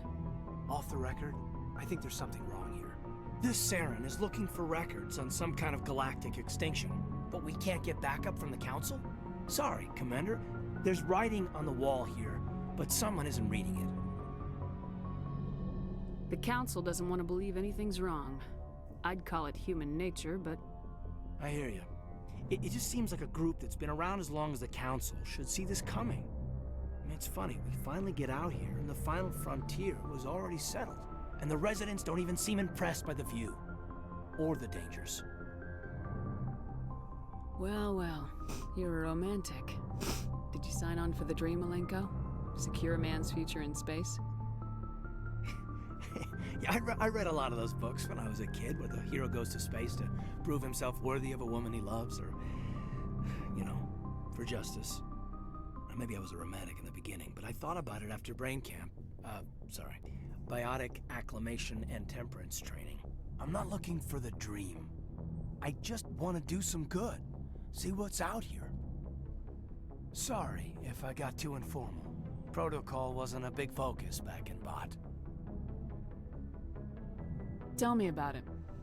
Biotic acclimation and temperance didn't last past the airlock. To the kids they hauled in, it was brain camp. Sorry, hauled in is unkind. We were encouraged to commit to an evaluation of our abilities so an understanding of biotics could be compiled. There are worse results of accidental exposure to element 0 in the womb. Beats the brain tumors some kids grew up with. Seems like you beat the odds. How many didn't make it? Out of 100, maybe 60 have no effect. 30 suffer adverse effects, little things like brain cancer. The other 10 show enough ability to augment with implants. Not always permanent, though. Not like the cancer. Next thing you know, you're out on Jump Zero. But how's a kid supposed to deal with that? A station at the edge of human space. Jump Zero's a long way from home. What was it like? The grand gateway to humanity looks a lot better in the vids.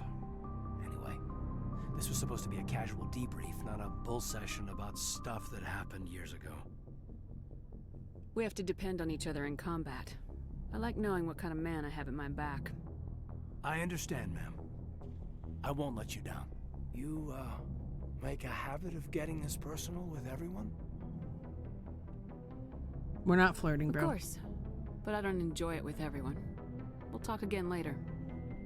I'll need some time to process that, Commander. That literally wasn't anything. Yeah, I'd like that. That wasn't anything, Caden. Jesus Christ.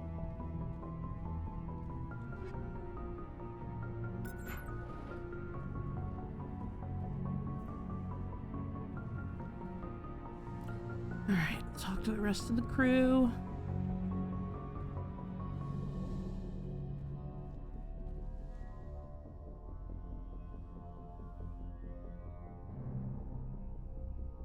Commander, are you coming to check up on me? You look much better. How are you feeling? Dr. Chakwas assures me I am going to be fine. I was impressed with her knowledge of Asari physiology. You're in good hands. Dr. Chakwas knows what she's doing. I never properly thanked you for saving me from the Geth, Commander. If you hadn't shown up... I'm just glad we got there in time. So am I. I know you took a chance bringing me aboard this ship. I have seen the way your crew looks at me. They do not trust me. But I am not like Benezia. I will do whatever I can to help you stop Saren. I promise. Don't worry, Liara. I trust you. I know you won't let me down. It means a lot to hear you say that, Commander. Thank you. Tell me about yourself, Liara. Me? I am afraid I am not very interesting, Commander. I spend most of my time on remote digs, unearthing mundane items buried in long-forgotten Prothean ruins. You must enjoy something about it. I love my work. Seeking out history's lost secrets has a special appeal for me. You were actually touched by working Prothean technology. That is why I find you so fascinating, Commander. I'm fascinated. Sounds like you want to dissect me in a lab somewhere. What? No, I did not mean to insinuate.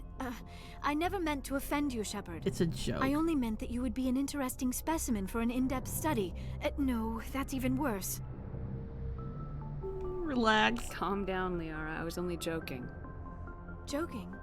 Oh, by the goddess, how could I be so dense? You must think I am a complete... I forgot how silly Liara is. Now you know why I prefer to spend my time in the field with data disks and computers. I always seem to say something embarrassing around other people. Please, just pretend this conversation never happened. Liara is so much like the awkward Indiana Jones of this crew. In adding Liara to the crew, we add the academic, or the scholar, I guess, since Liara's entire arc, her role here within the narrative is to provide context for the world that we live in, and for the main players, the Geth, the Protheans, really the archaeological history of this galaxy that we are in and exploring. And her enthusiasm is infectious, but her naivete is also it's endearing and also dangerous for her. Liara is now in a position where her knowledge is incredibly useful and incredibly beneficial to us on this particular mission that we're on. But she is not well versed in the way of the world, clearly. And this conversation with Shepard is really evidence of that. How much she changes in such a short time when she is so long lived. Yeah, that's true. And I think, yeah, especially when you think of how Liara started, you know, and what she's going to get into. But, you know, it certainly takes root here. And it's clear, like, when we first meet Liara, she tells us how committed she is to the pursuit of knowledge. She is committed to pursuing knowledge the same way that Garrus is to pursuing justice. Except, you know, it's not really so much about red tape with Liara as much as it is, you know, she doesn't know what she doesn't know. And Liara's entire arc is going to be about the acquisition of knowledge and what happens when you are the one that holds the knowledge. and how one can weaponize knowledge. She doesn't do that here, obviously. But we essentially train her how to weaponize her knowledge to assist us with taking down Saren and ultimately the Reapers. It's going to be a huge part of her arc and her story. But as we see her right now, we see a young gun. We see a young gun. Lots of enthusiasm. Lots of scholarly work under her belt. But she wants to prove herself as well, and she now has an opportunity here on the Normandy. Daddy Halcyon, they call me. No. Just realized I wasn't using my Prime Sublimao. 30 months. Thank you so much, Alf. I appreciate you, friend. Thank you for your Prime. That is incredibly kind of you. So yeah, like, in a way, Liara provides a balance for us also, between Lamau. Liara provides us with context for all of the, like, we're, you know, doing all the pew-pews. We're here in our combat narrative, and she provides context for all of that. She provides us with the lore and the understanding of what we're doing. So she has a very important role in the first game, I think, in providing that foundation on which we build and continue to learn, because really how we beat the Reapers is with knowledge and with understanding, and we don't get either of those things without Liara. I'd like to know more about the Asari. We were the first species to discover the Citadel. We were instrumental in forming the Council, and we always strive to be the voice of peaceful cooperation in galactic disputes. My people believe we are all part of a single galactic community. Each species contributes something to the greater whole. Although we seek to understand other species, it seems few of them seek to understand us. The galaxy is filled with rumors and misinformation about my people. Like what? Most of the inaccuracies are centered around our mating rituals. My species is monogendered. Male and female have no real meaning for us. We still require a partner to reproduce. This second parent, however, may be of any species and any gender. It's not disgusting, Jesus Christ. I don't understand. Your species can mate with anyone? Mating is not quite the proper term, not as you understand it. Physical contact may or may not be involved, but it is not an essential element of the union. The true connection is mental. Our physiology allows us to meld with other beings. We can touch the very depths of their minds. We explore the genetic memory of their species. We share the most basic elements of their individual and racial identities. We then pass these traits on to our daughters.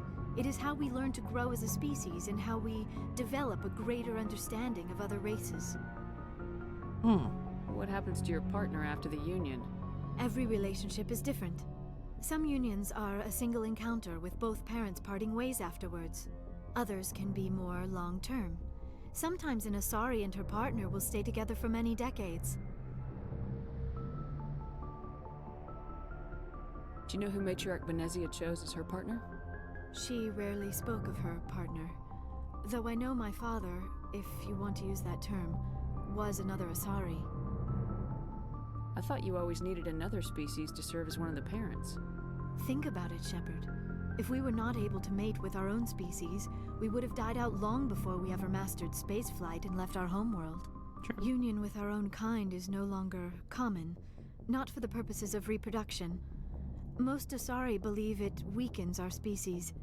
Asari daughters inherit racial traits from the father species. If both parents are Asari, then nothing has been gained, or so conventional wisdom would hold. I am what is sometimes called a pureblood. Though no Asari would ever be cruel enough to say the word to my face, it is a great insult among my people. It is possible Benezia's partner was embarrassed by their union. She may have been too ashamed to publicly acknowledge me as her offspring. Maybe she wanted to meet you but couldn't. Something could have happened to her. Maybe she passed away. You might be right. I hope you are. But I have no way to know for sure. Benezia never spoke of her partner. Whatever happened, it caused her too much pain to dwell on it. She raised me by herself, though that is not uncommon. Many Asari raise their children alone, particularly if the father species is short-lived. Often the partner will pass on long before the child reaches maturity.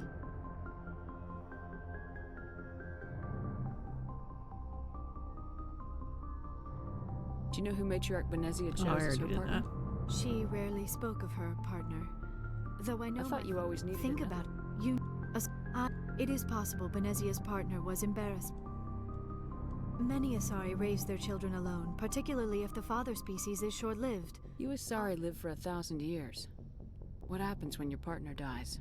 Few sapient species live as long as my kind. We have learned to take a philosophical approach to our unions. We do not focus on the inevitable loss of our partners. Instead, we enjoy the time we spend with them. And even after they're gone, a part of them lives on in us. The union is a connection that transcends both time and space. It's so interesting that we get the revelation. Jesus Christ, Claire. We get the revelation that Asari are monogendered. Liara specifically uses the word monogendered, but then goes on to say that, you know, they don't have a concept of male and female. Then goes on to continue using she, her pronouns for herself and other Asari. My understanding, the context, or like the background of the Asari is they were inspired by one of the species in Star Wars, I think it's the Twi'leks. Twi'lek? It was meant to be, they're inspired by that in some way. Like the devs, I guess, had a hard on for them.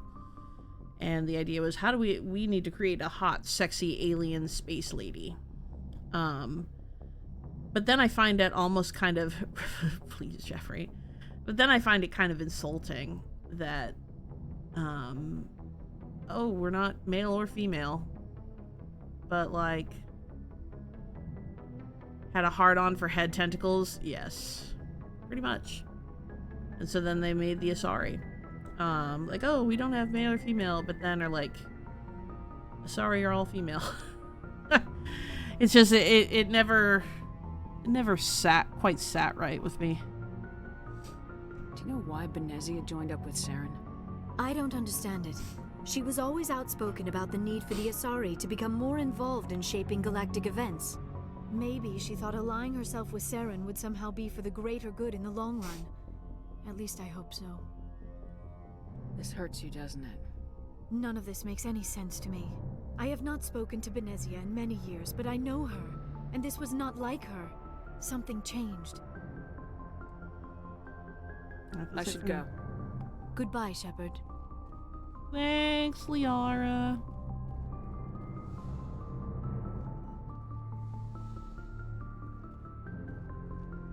Having your cake and eating it too.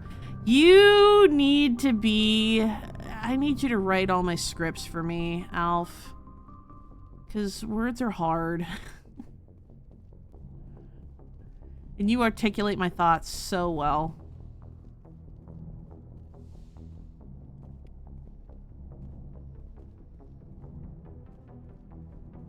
Alright, let's find Tally. She's the last one we need to talk to. Is she down here?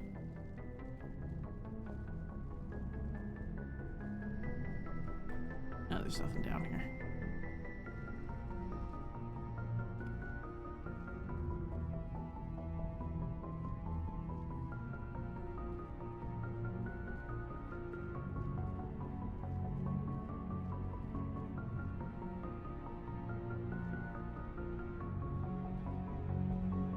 We need the elevator, I think. Alright, we'll do one more. We'll do like a side mission and then we'll probably call it a night. I've been going for a little over 3 hours now.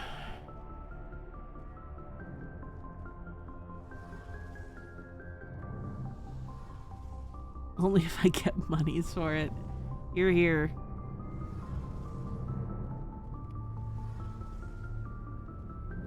Your ship's amazing, Shepard. I've never seen a drive core like this before. I can't believe you were able to fit it into a ship this small. I'm starting to understand why you humans have been so successful. I had no idea Alliance vessels were so advanced. The Normandy's a prototype, cutting-edge technology. A month ago, I was patching a makeshift Aw, there'll be other opportunities, Protocol. in the flotilla. Now, I'm sitting on board one of the most advanced vessels in Citadel space. I have to thank you again for bringing me along. Traveling on a vessel like this is a dream come true for me. I had no idea you found ship technology so interesting. It comes with being a Quarian. The migrant fleet is the key to the survival of my people. Ships are our most valuable resource. But we don't have anything like this. We make do with cast-offs and second-hand equipment. We just try to keep them running for as long as we can. Some of the fleet's larger vessels date all the way back to our original flight from the Geth. Wow. I can't believe your fleet's still using ships that are 3 centuries old. They're constantly being repaired, modified, and refitted. They aren't pretty, but they work. Mostly. We've tried to make ourselves as independent as possible on the flotilla, grow our own food, mine, and process our own fuel. But some things we just can't make on our own. A patch to maintain the hull integrity requires raw materials we just don't have. That's why our pilgrimages are so important.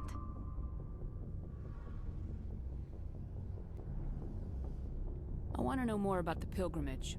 When my people reach maturity, we leave our birth ships and seek acceptance with a new crew. It's necessary to maintain genetic diversity among the fleet. Lizard. But no ship wants to accept someone who will be a burden on them. So, to prove our worth, we embark on a pilgrimage. We set out alone, leaving the flotilla and our families behind us. We only return once we have found something of value we can bring back to the fleet. This is presented as a gift to the captain of the respective ship we wish to join. If the gift is accepted, we are welcomed into the crew. Can a captain choose to reject the gift? That doesn't happen often. Most captains are eager to increase the size of their crew. It increases their own standing in our society. Even when a gift is not particularly valuable, the captain usually accepts it out of a sense of tradition. However, there is a stigma to presenting a substandard gift. It's not the best way to make a good impression on a new community. Most pilgrims don't return until they find something worthwhile. I can't believe they just send you off alone. It's not like they just cast us out. Before we leave, we are given lessons in how to survive outside the flotilla, and given gifts to help us on our journey. We also receive implants to fight off sickness and disease. Generations of living in an isolated and highly controlled environment have left our immune systems weaker than most. By the time we leave the fleet, we are well equipped for the pilgrimage. This is a rite of passage for all Quarians. If it were dangerous, our numbers would suffer. Virtually every pilgrimage ends with a triumphant return and the ritual presentation of the gift to one of the fleet's captains. I want to talk about something else. Like what?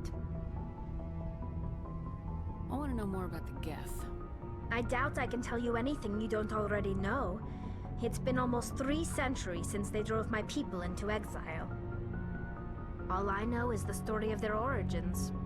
What they were when we created them, and how they turned on us. Interesting.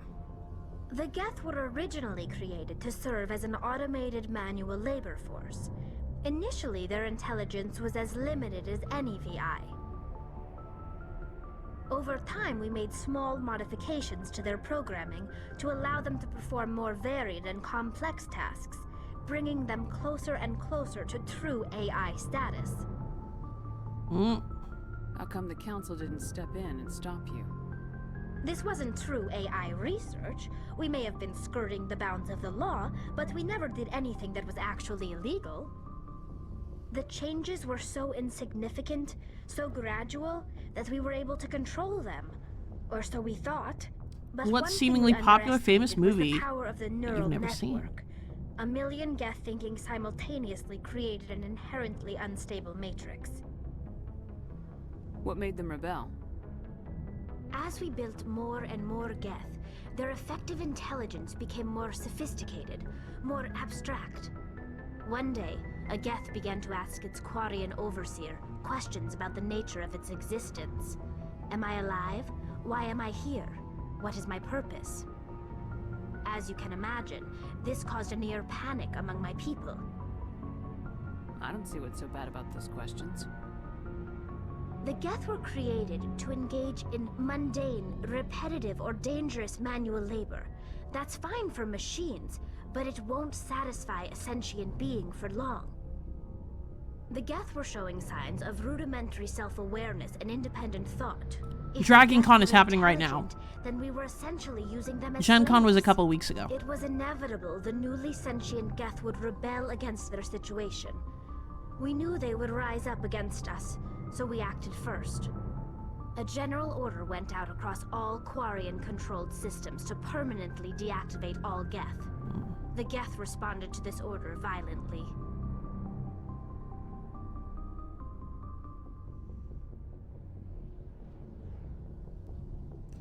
So it all happened because the Quarians got scared.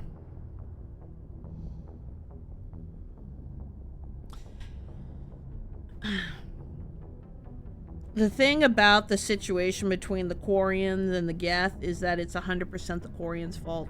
Like, it's not up for debate. It's never been a question. It's 100% the Quarians' fault. Not just the fact that they clearly were not intending to create sentient beings, but they did out of a sense of perhaps hubris, or just wanting to constantly tinker and advance and skirt boundaries and, you know, how can we make it just that much better? And when it hit a point where they realized that there was a moral dilemma, the response was one of panic and a horrible decision. So the Geth choosing to defend themselves was not, like, it's a very natural inclination, especially when you have just become sentient. What are you gonna do if someone suddenly attacks you out of nowhere? The Geth were not aggressive, they were just asking questions. So, you know, Tally says something very interesting in that, you know, we knew the Geth were going to rebel. It's like, how did you know that?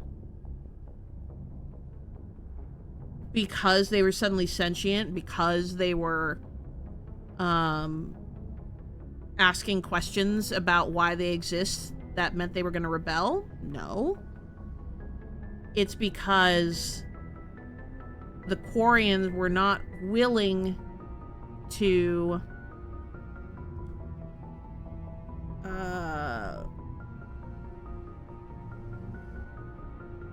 accept what they had made and adapt and find a way to live in harmony with the Geth. It was, oh, let's just try to click, you know, control undo. Let's try to hit the undo button. And for a species that is so known for their, you know, technological exploits, this was a critical mistake. So, you know, I don't want to say, oh, the Quarians deserve this, but because that's not really fair. Tally is not the one that did this. But the Quarian are in this position because of their hubris and because of their fear. Hey, you can't blame them for fighting for their survival. We had no other choice. That's not true. The Geth were already on the verge of revolution. By acting quickly, we had a chance to end the war before it began. The hope was that most of the Geth would still be little more than machines, incapable of organized resistance. But they had progressed much further than anyone anticipated. The war was long and bloody. Millions upon millions of Quarians died at their hands. In the end, we were forced to flee our own homeworld. We feared the Geth would pursue us, but they never came beyond the Veil. Now we drift through space, exile, searching for a way to reclaim what was once ours. It's hard to feel sorry for you. Your ancestors tried to wipe out another species. We made a mistake when we created the Geth in the first place, but we did not make a mistake when we went to war against them. If we had not acted, they would have wiped us out. They're a synthetic life form. They have no use for organics. None. Why do you think they cut themselves off from the rest of the galaxy? Why do you think they've killed every organic being who's ever tried to contact them? Not everyone. They didn't kill Saren. What does that tell you? The Geth are not innocent victims in all this. They're the enemy. They want to destroy us. Not just the Quarians. All organic life. That's why they've joined up with Saren. And that's why we have to stop him. Tell me about your people. Our lives aren't easy. Resources are scarce, and we are constantly on the move. Everything we do must in some way contribute to the continuation of the migrant fleet. There are 17 million Quarians in the flotilla, and each of us relies on the others for survival. The bonds among my people are strong. Unfortunately, we have had to surrender many of the freedoms and civil liberties other species take for granted. What kind of freedoms? Well, it's illegal for parents to have more than one child. If our population grows too much, it would strain our resources to their breaking point. Of course, we also can't allow our numbers to become too few. If our population is in decline, the rule against single births is temporarily repealed. In extreme cases of population decline, incentives are even offered to encourage multiple births, though the Conclave hasn't had to take such measures in nearly a century. That's your government. The Conclave is our civilian branch of government. Each ship can elect a representative to serve on the Conclave and make decisions that affect the fleet as a whole. On matters that affect an individual ship, however, the captain has the final say.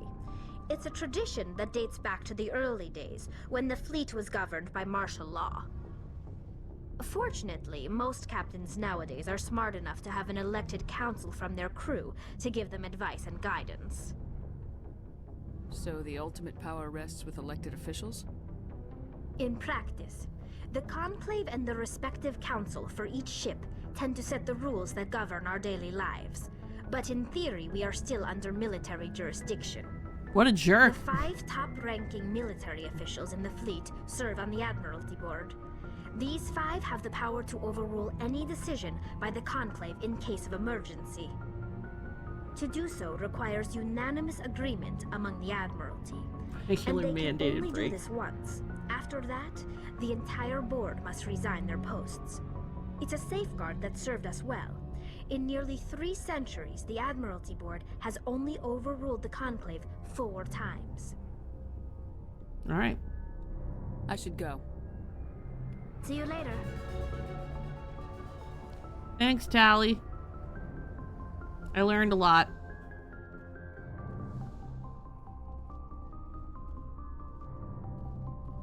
There's your problem. That'll do it. I'm also not union.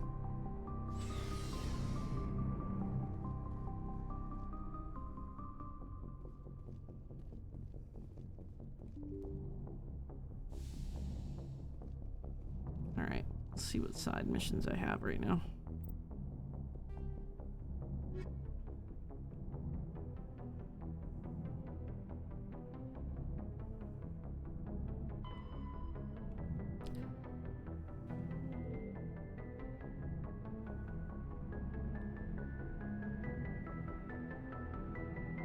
Usual readings.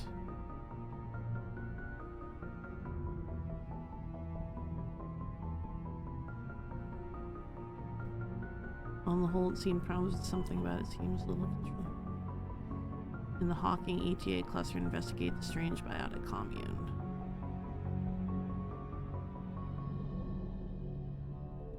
sentry system and the Hawking Eta.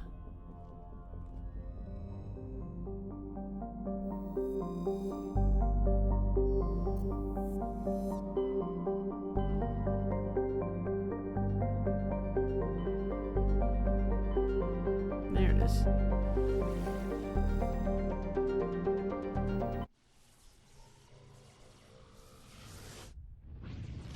It's a robot, so those breaks are usually every 500 to 1,000 hours. Message coming in, Commander. Big surprise, the Alliance needs you again. Shepard, this is Admiral Hackett with Alliance Command. We've got a mission for you. An Alliance officer named Major Kyle has set up a small compound in the Hawking Eta cluster. He's attracted a number of followers, mostly biotics. He's become an outspoken critic of the Alliance, and we believe he's mentally unstable. This could be trouble, Shepard. I'll look into it. 3 days ago, we sent 2 Alliance representatives to meet with him at his compound. They've disappeared. We believe Kyle and his followers killed them. That compound is a cult, Shepard. They call him Father Kyle now. He set himself up as some kind of religious leader. What else can you tell me about Major Kyle? He used to be a model soldier, but something happened to him at Torfin. Too many Alliance soldiers died under his command. Couldn't cope with the guilt. His psych evaluations showed he couldn't handle the stress of command anymore. He was given an honorable discharge in early retirement. We'd hoped he would get better in time, but we underestimated how far gone he was. Now it looks like it's too late. What were those Alliance representatives going to talk to Major Kyle about? They wanted to bring him back to an Alliance facility for treatment. Major Kyle served us faithfully for many years. We weren't going to abandon him. Given his state of mind, however, he probably saw them as a threat. We're almost certain he had his followers killed him. She doesn't look like Katy Perry to me. You said his followers were biotics? Yes. Major Kyle never showed any biotic tendencies himself, though. I think he's just latched onto a group he identifies with. Many biotics feel marginalized or ostracized by society. Kyle probably sees them as victims who need his protection, and they see him as someone who will fight for them. Unfortunately, he's convinced them that the Alliance is somehow responsible for all their problems. We can't let him go on like this. Okay. I'll deal with Major Kyle for you, Admiral. We don't want this to turn into a massacre, Commander. Kyle is dangerous. I trust you to use your judgment. Hack it out. All right.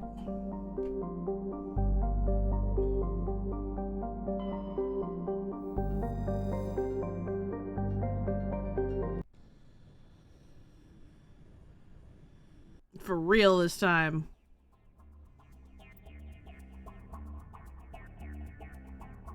All right, let's bring Tally and Rex this time.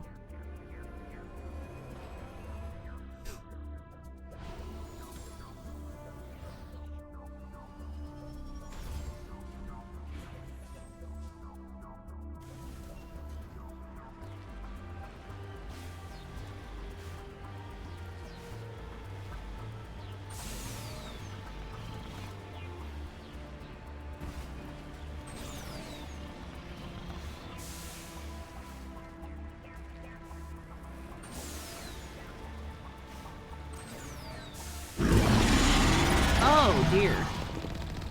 Hello.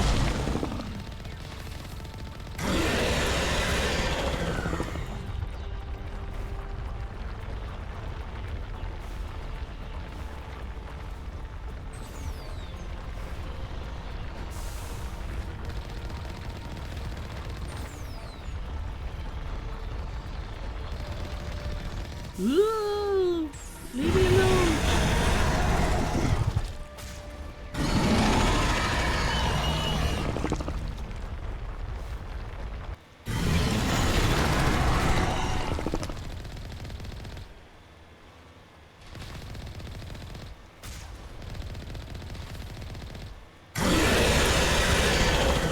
Damn, you loud.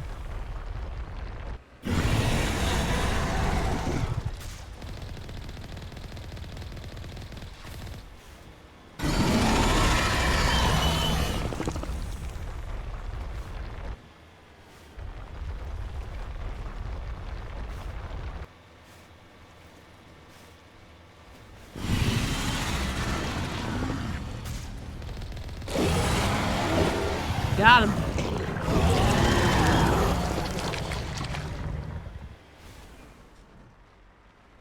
Maybe. Is he dead?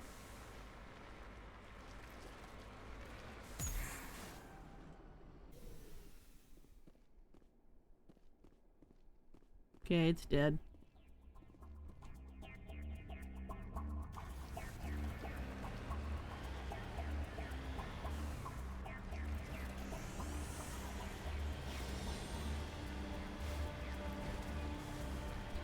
I should probably look at the map.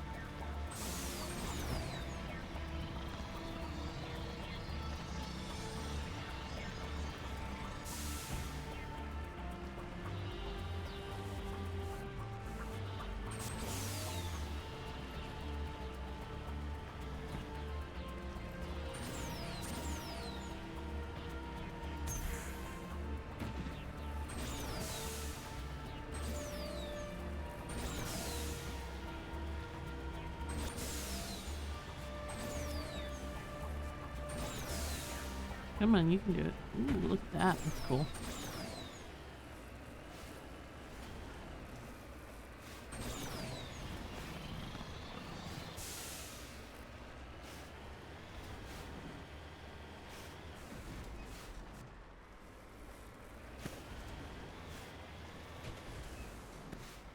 Uh-oh.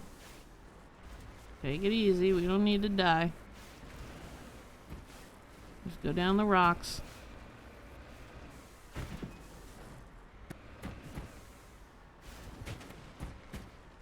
Ah, Mako. He's lovingly chaotic as always. There we go. Alright.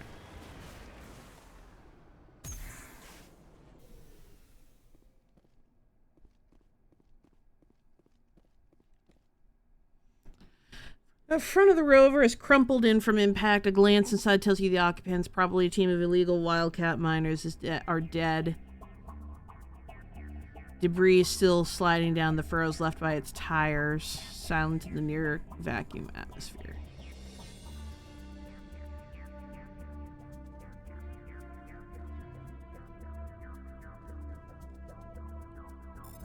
Cover artifact. Got it. Turian insignia recovered. Digging under the beacon revealed a piece of scrap metal, likely from a very old freighter. It was marked on one side with the Macedon outpost insignia.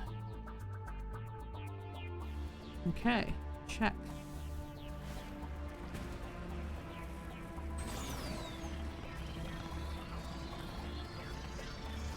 Come on, you can do it. No, you can't. Okay.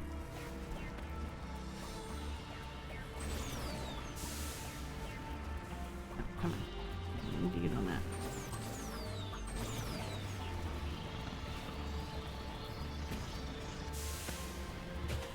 Alright. She's so high! True. Alright, let's go here, I guess.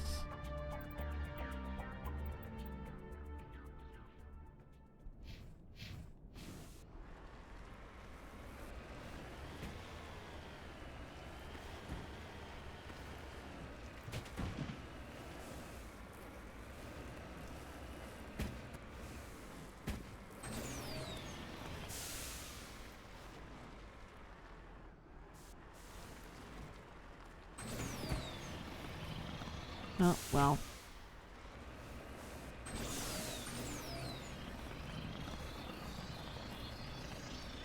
Come on. Yeah, there we go.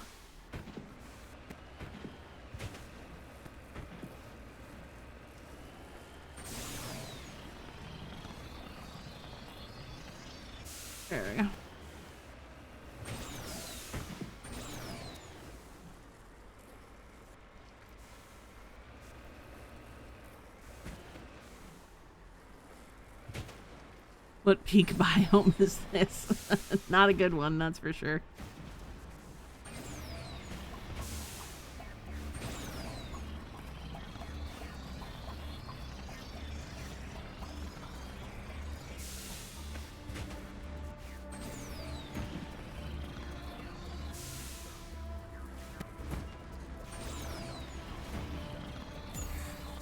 No, that's not gonna do it. Okay.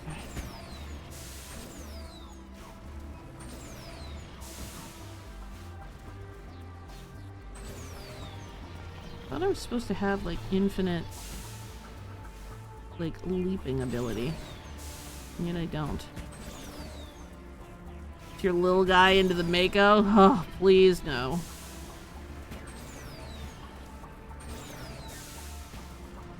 Just give me Skyrim force physics? Facts, though.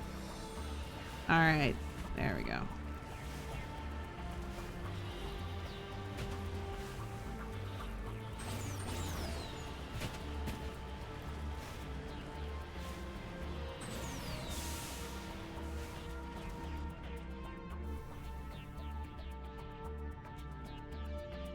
Electronic skill too low. Can't do anything with it?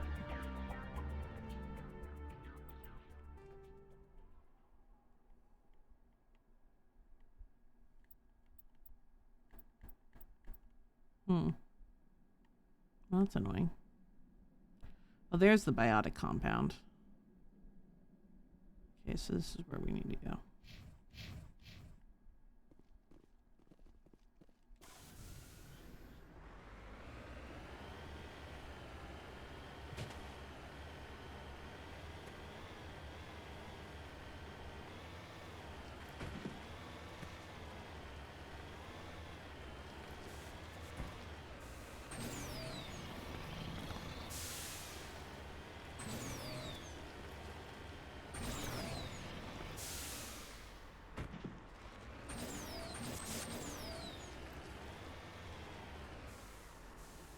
There it is.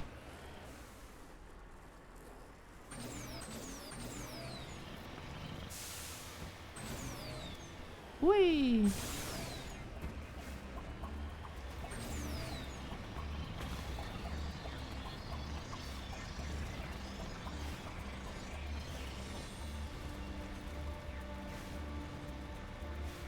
It's over here.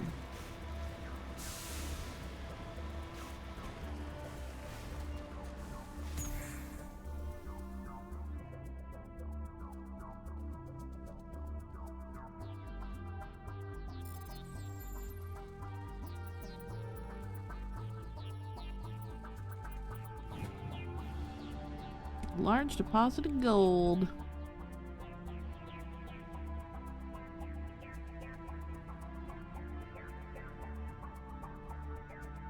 Let me in. Thank you.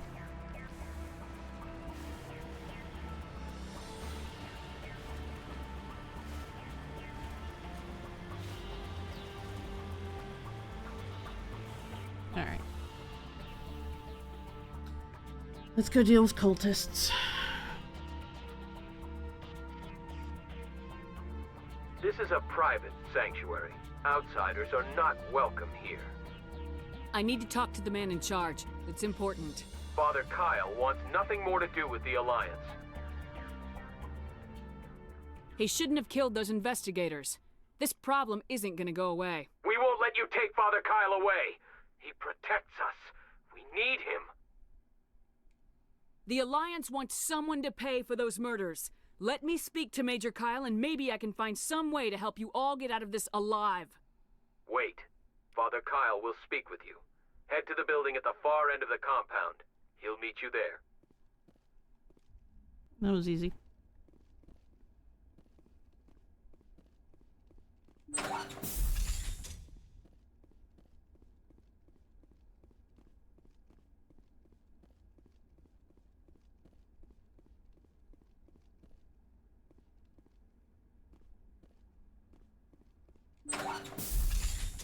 Oh, scared me. Hello.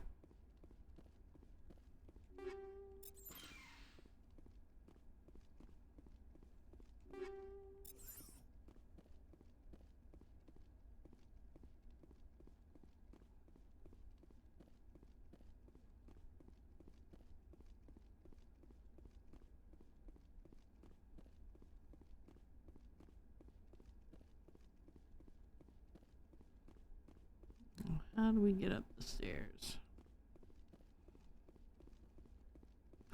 There we go.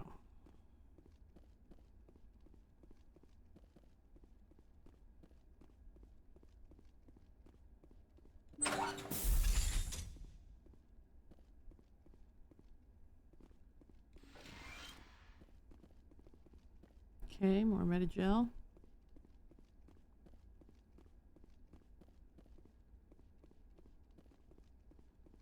So they're all just kind of like wandering around aimlessly.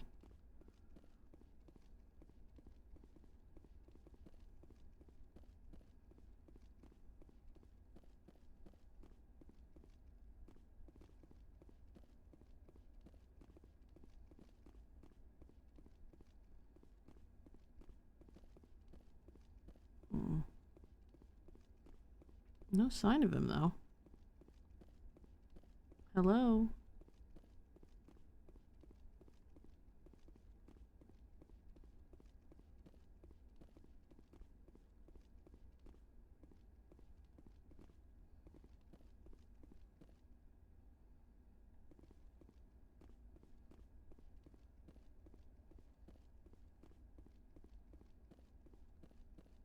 We can't trust the Alliance. Those other men from the Alliance tried to kill Father Kyle.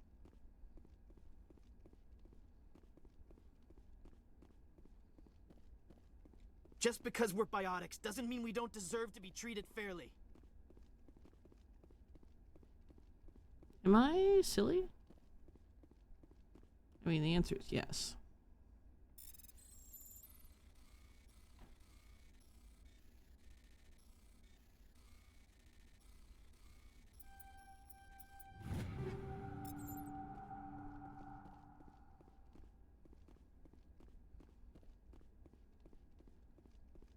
You okay there?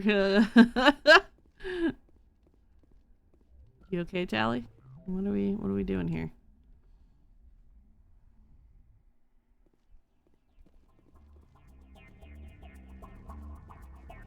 Maybe there's another entrance.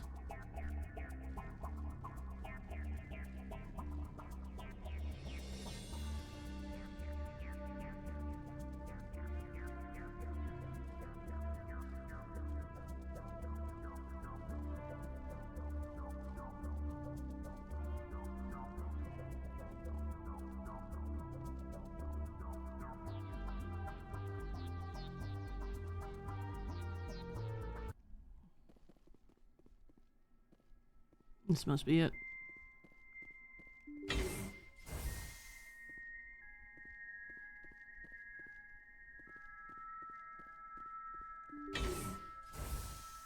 Creepy music, my favorite.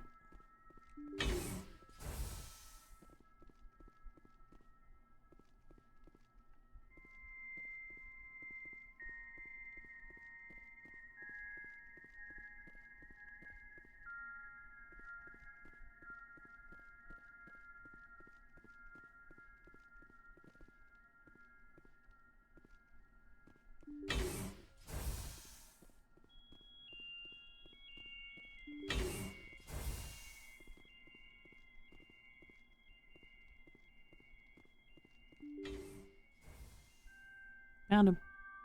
I am Major Kyle. I know why you've come. We have no quarrel with you. Why can't you just leave us alone? What happened to those other Alliance officers? The ones who came before me? They wanted to take me away from here. They wanted me to abandon this place, turn my back on my family. They spoke blasphemy. I did what I could to make their end quick and painless. I had no other choice. It was necessary to protect my children. Only I can keep them safe. The Alliance sent me to bring you in, Major. Can't you see this has gotten out of hand? Don't you understand you are endangering your followers? I respect that you have come under a banner of peace, but I cannot do as you ask. If you take away their father, my children will be helpless. No, I don't have enough. You're not leaving me much choice, Major. I speak, but you do not hear. You are like the others. A blasphemer who must die.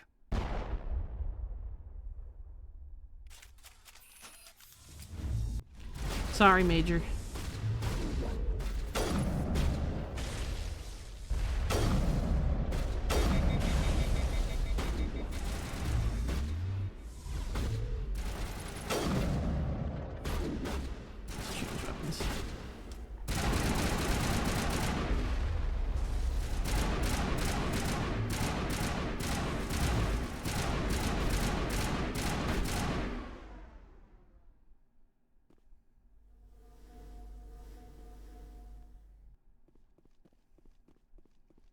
Could have kept it easy, but you didn't. Ah, well.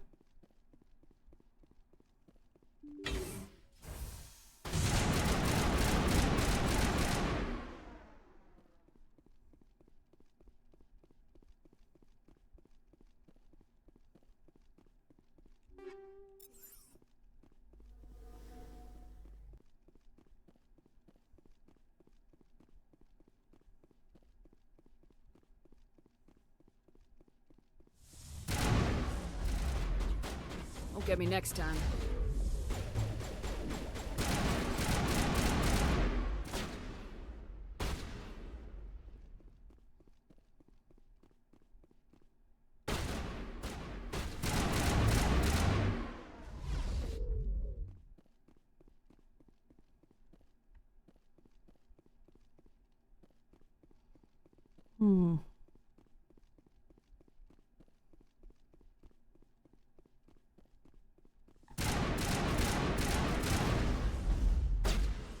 I gotta be more careful.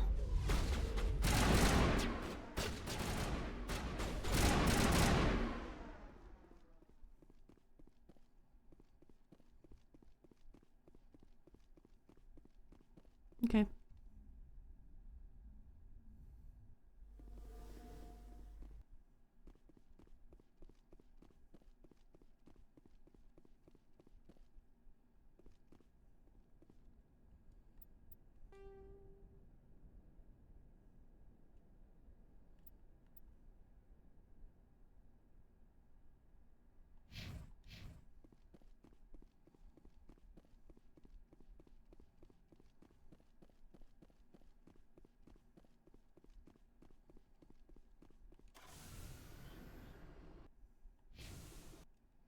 Map. Turn to Normandy.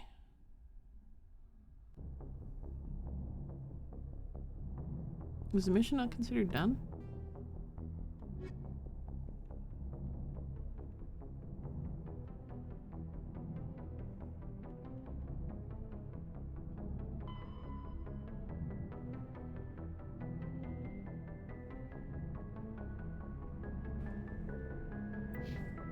Alright. Well. Message coming in. Patching it through. Admiral Hackett here, Commander. Your helmsman just forwarded your report on Major Kyle. We never like to see civilian casualties, but I think we all knew how this was going to end. You did what you had to do. The news vids are going to pick up this story for sure, but we'll keep your name out of it, Shepard. Hackett out. Alright. That is probably a good stopping point for the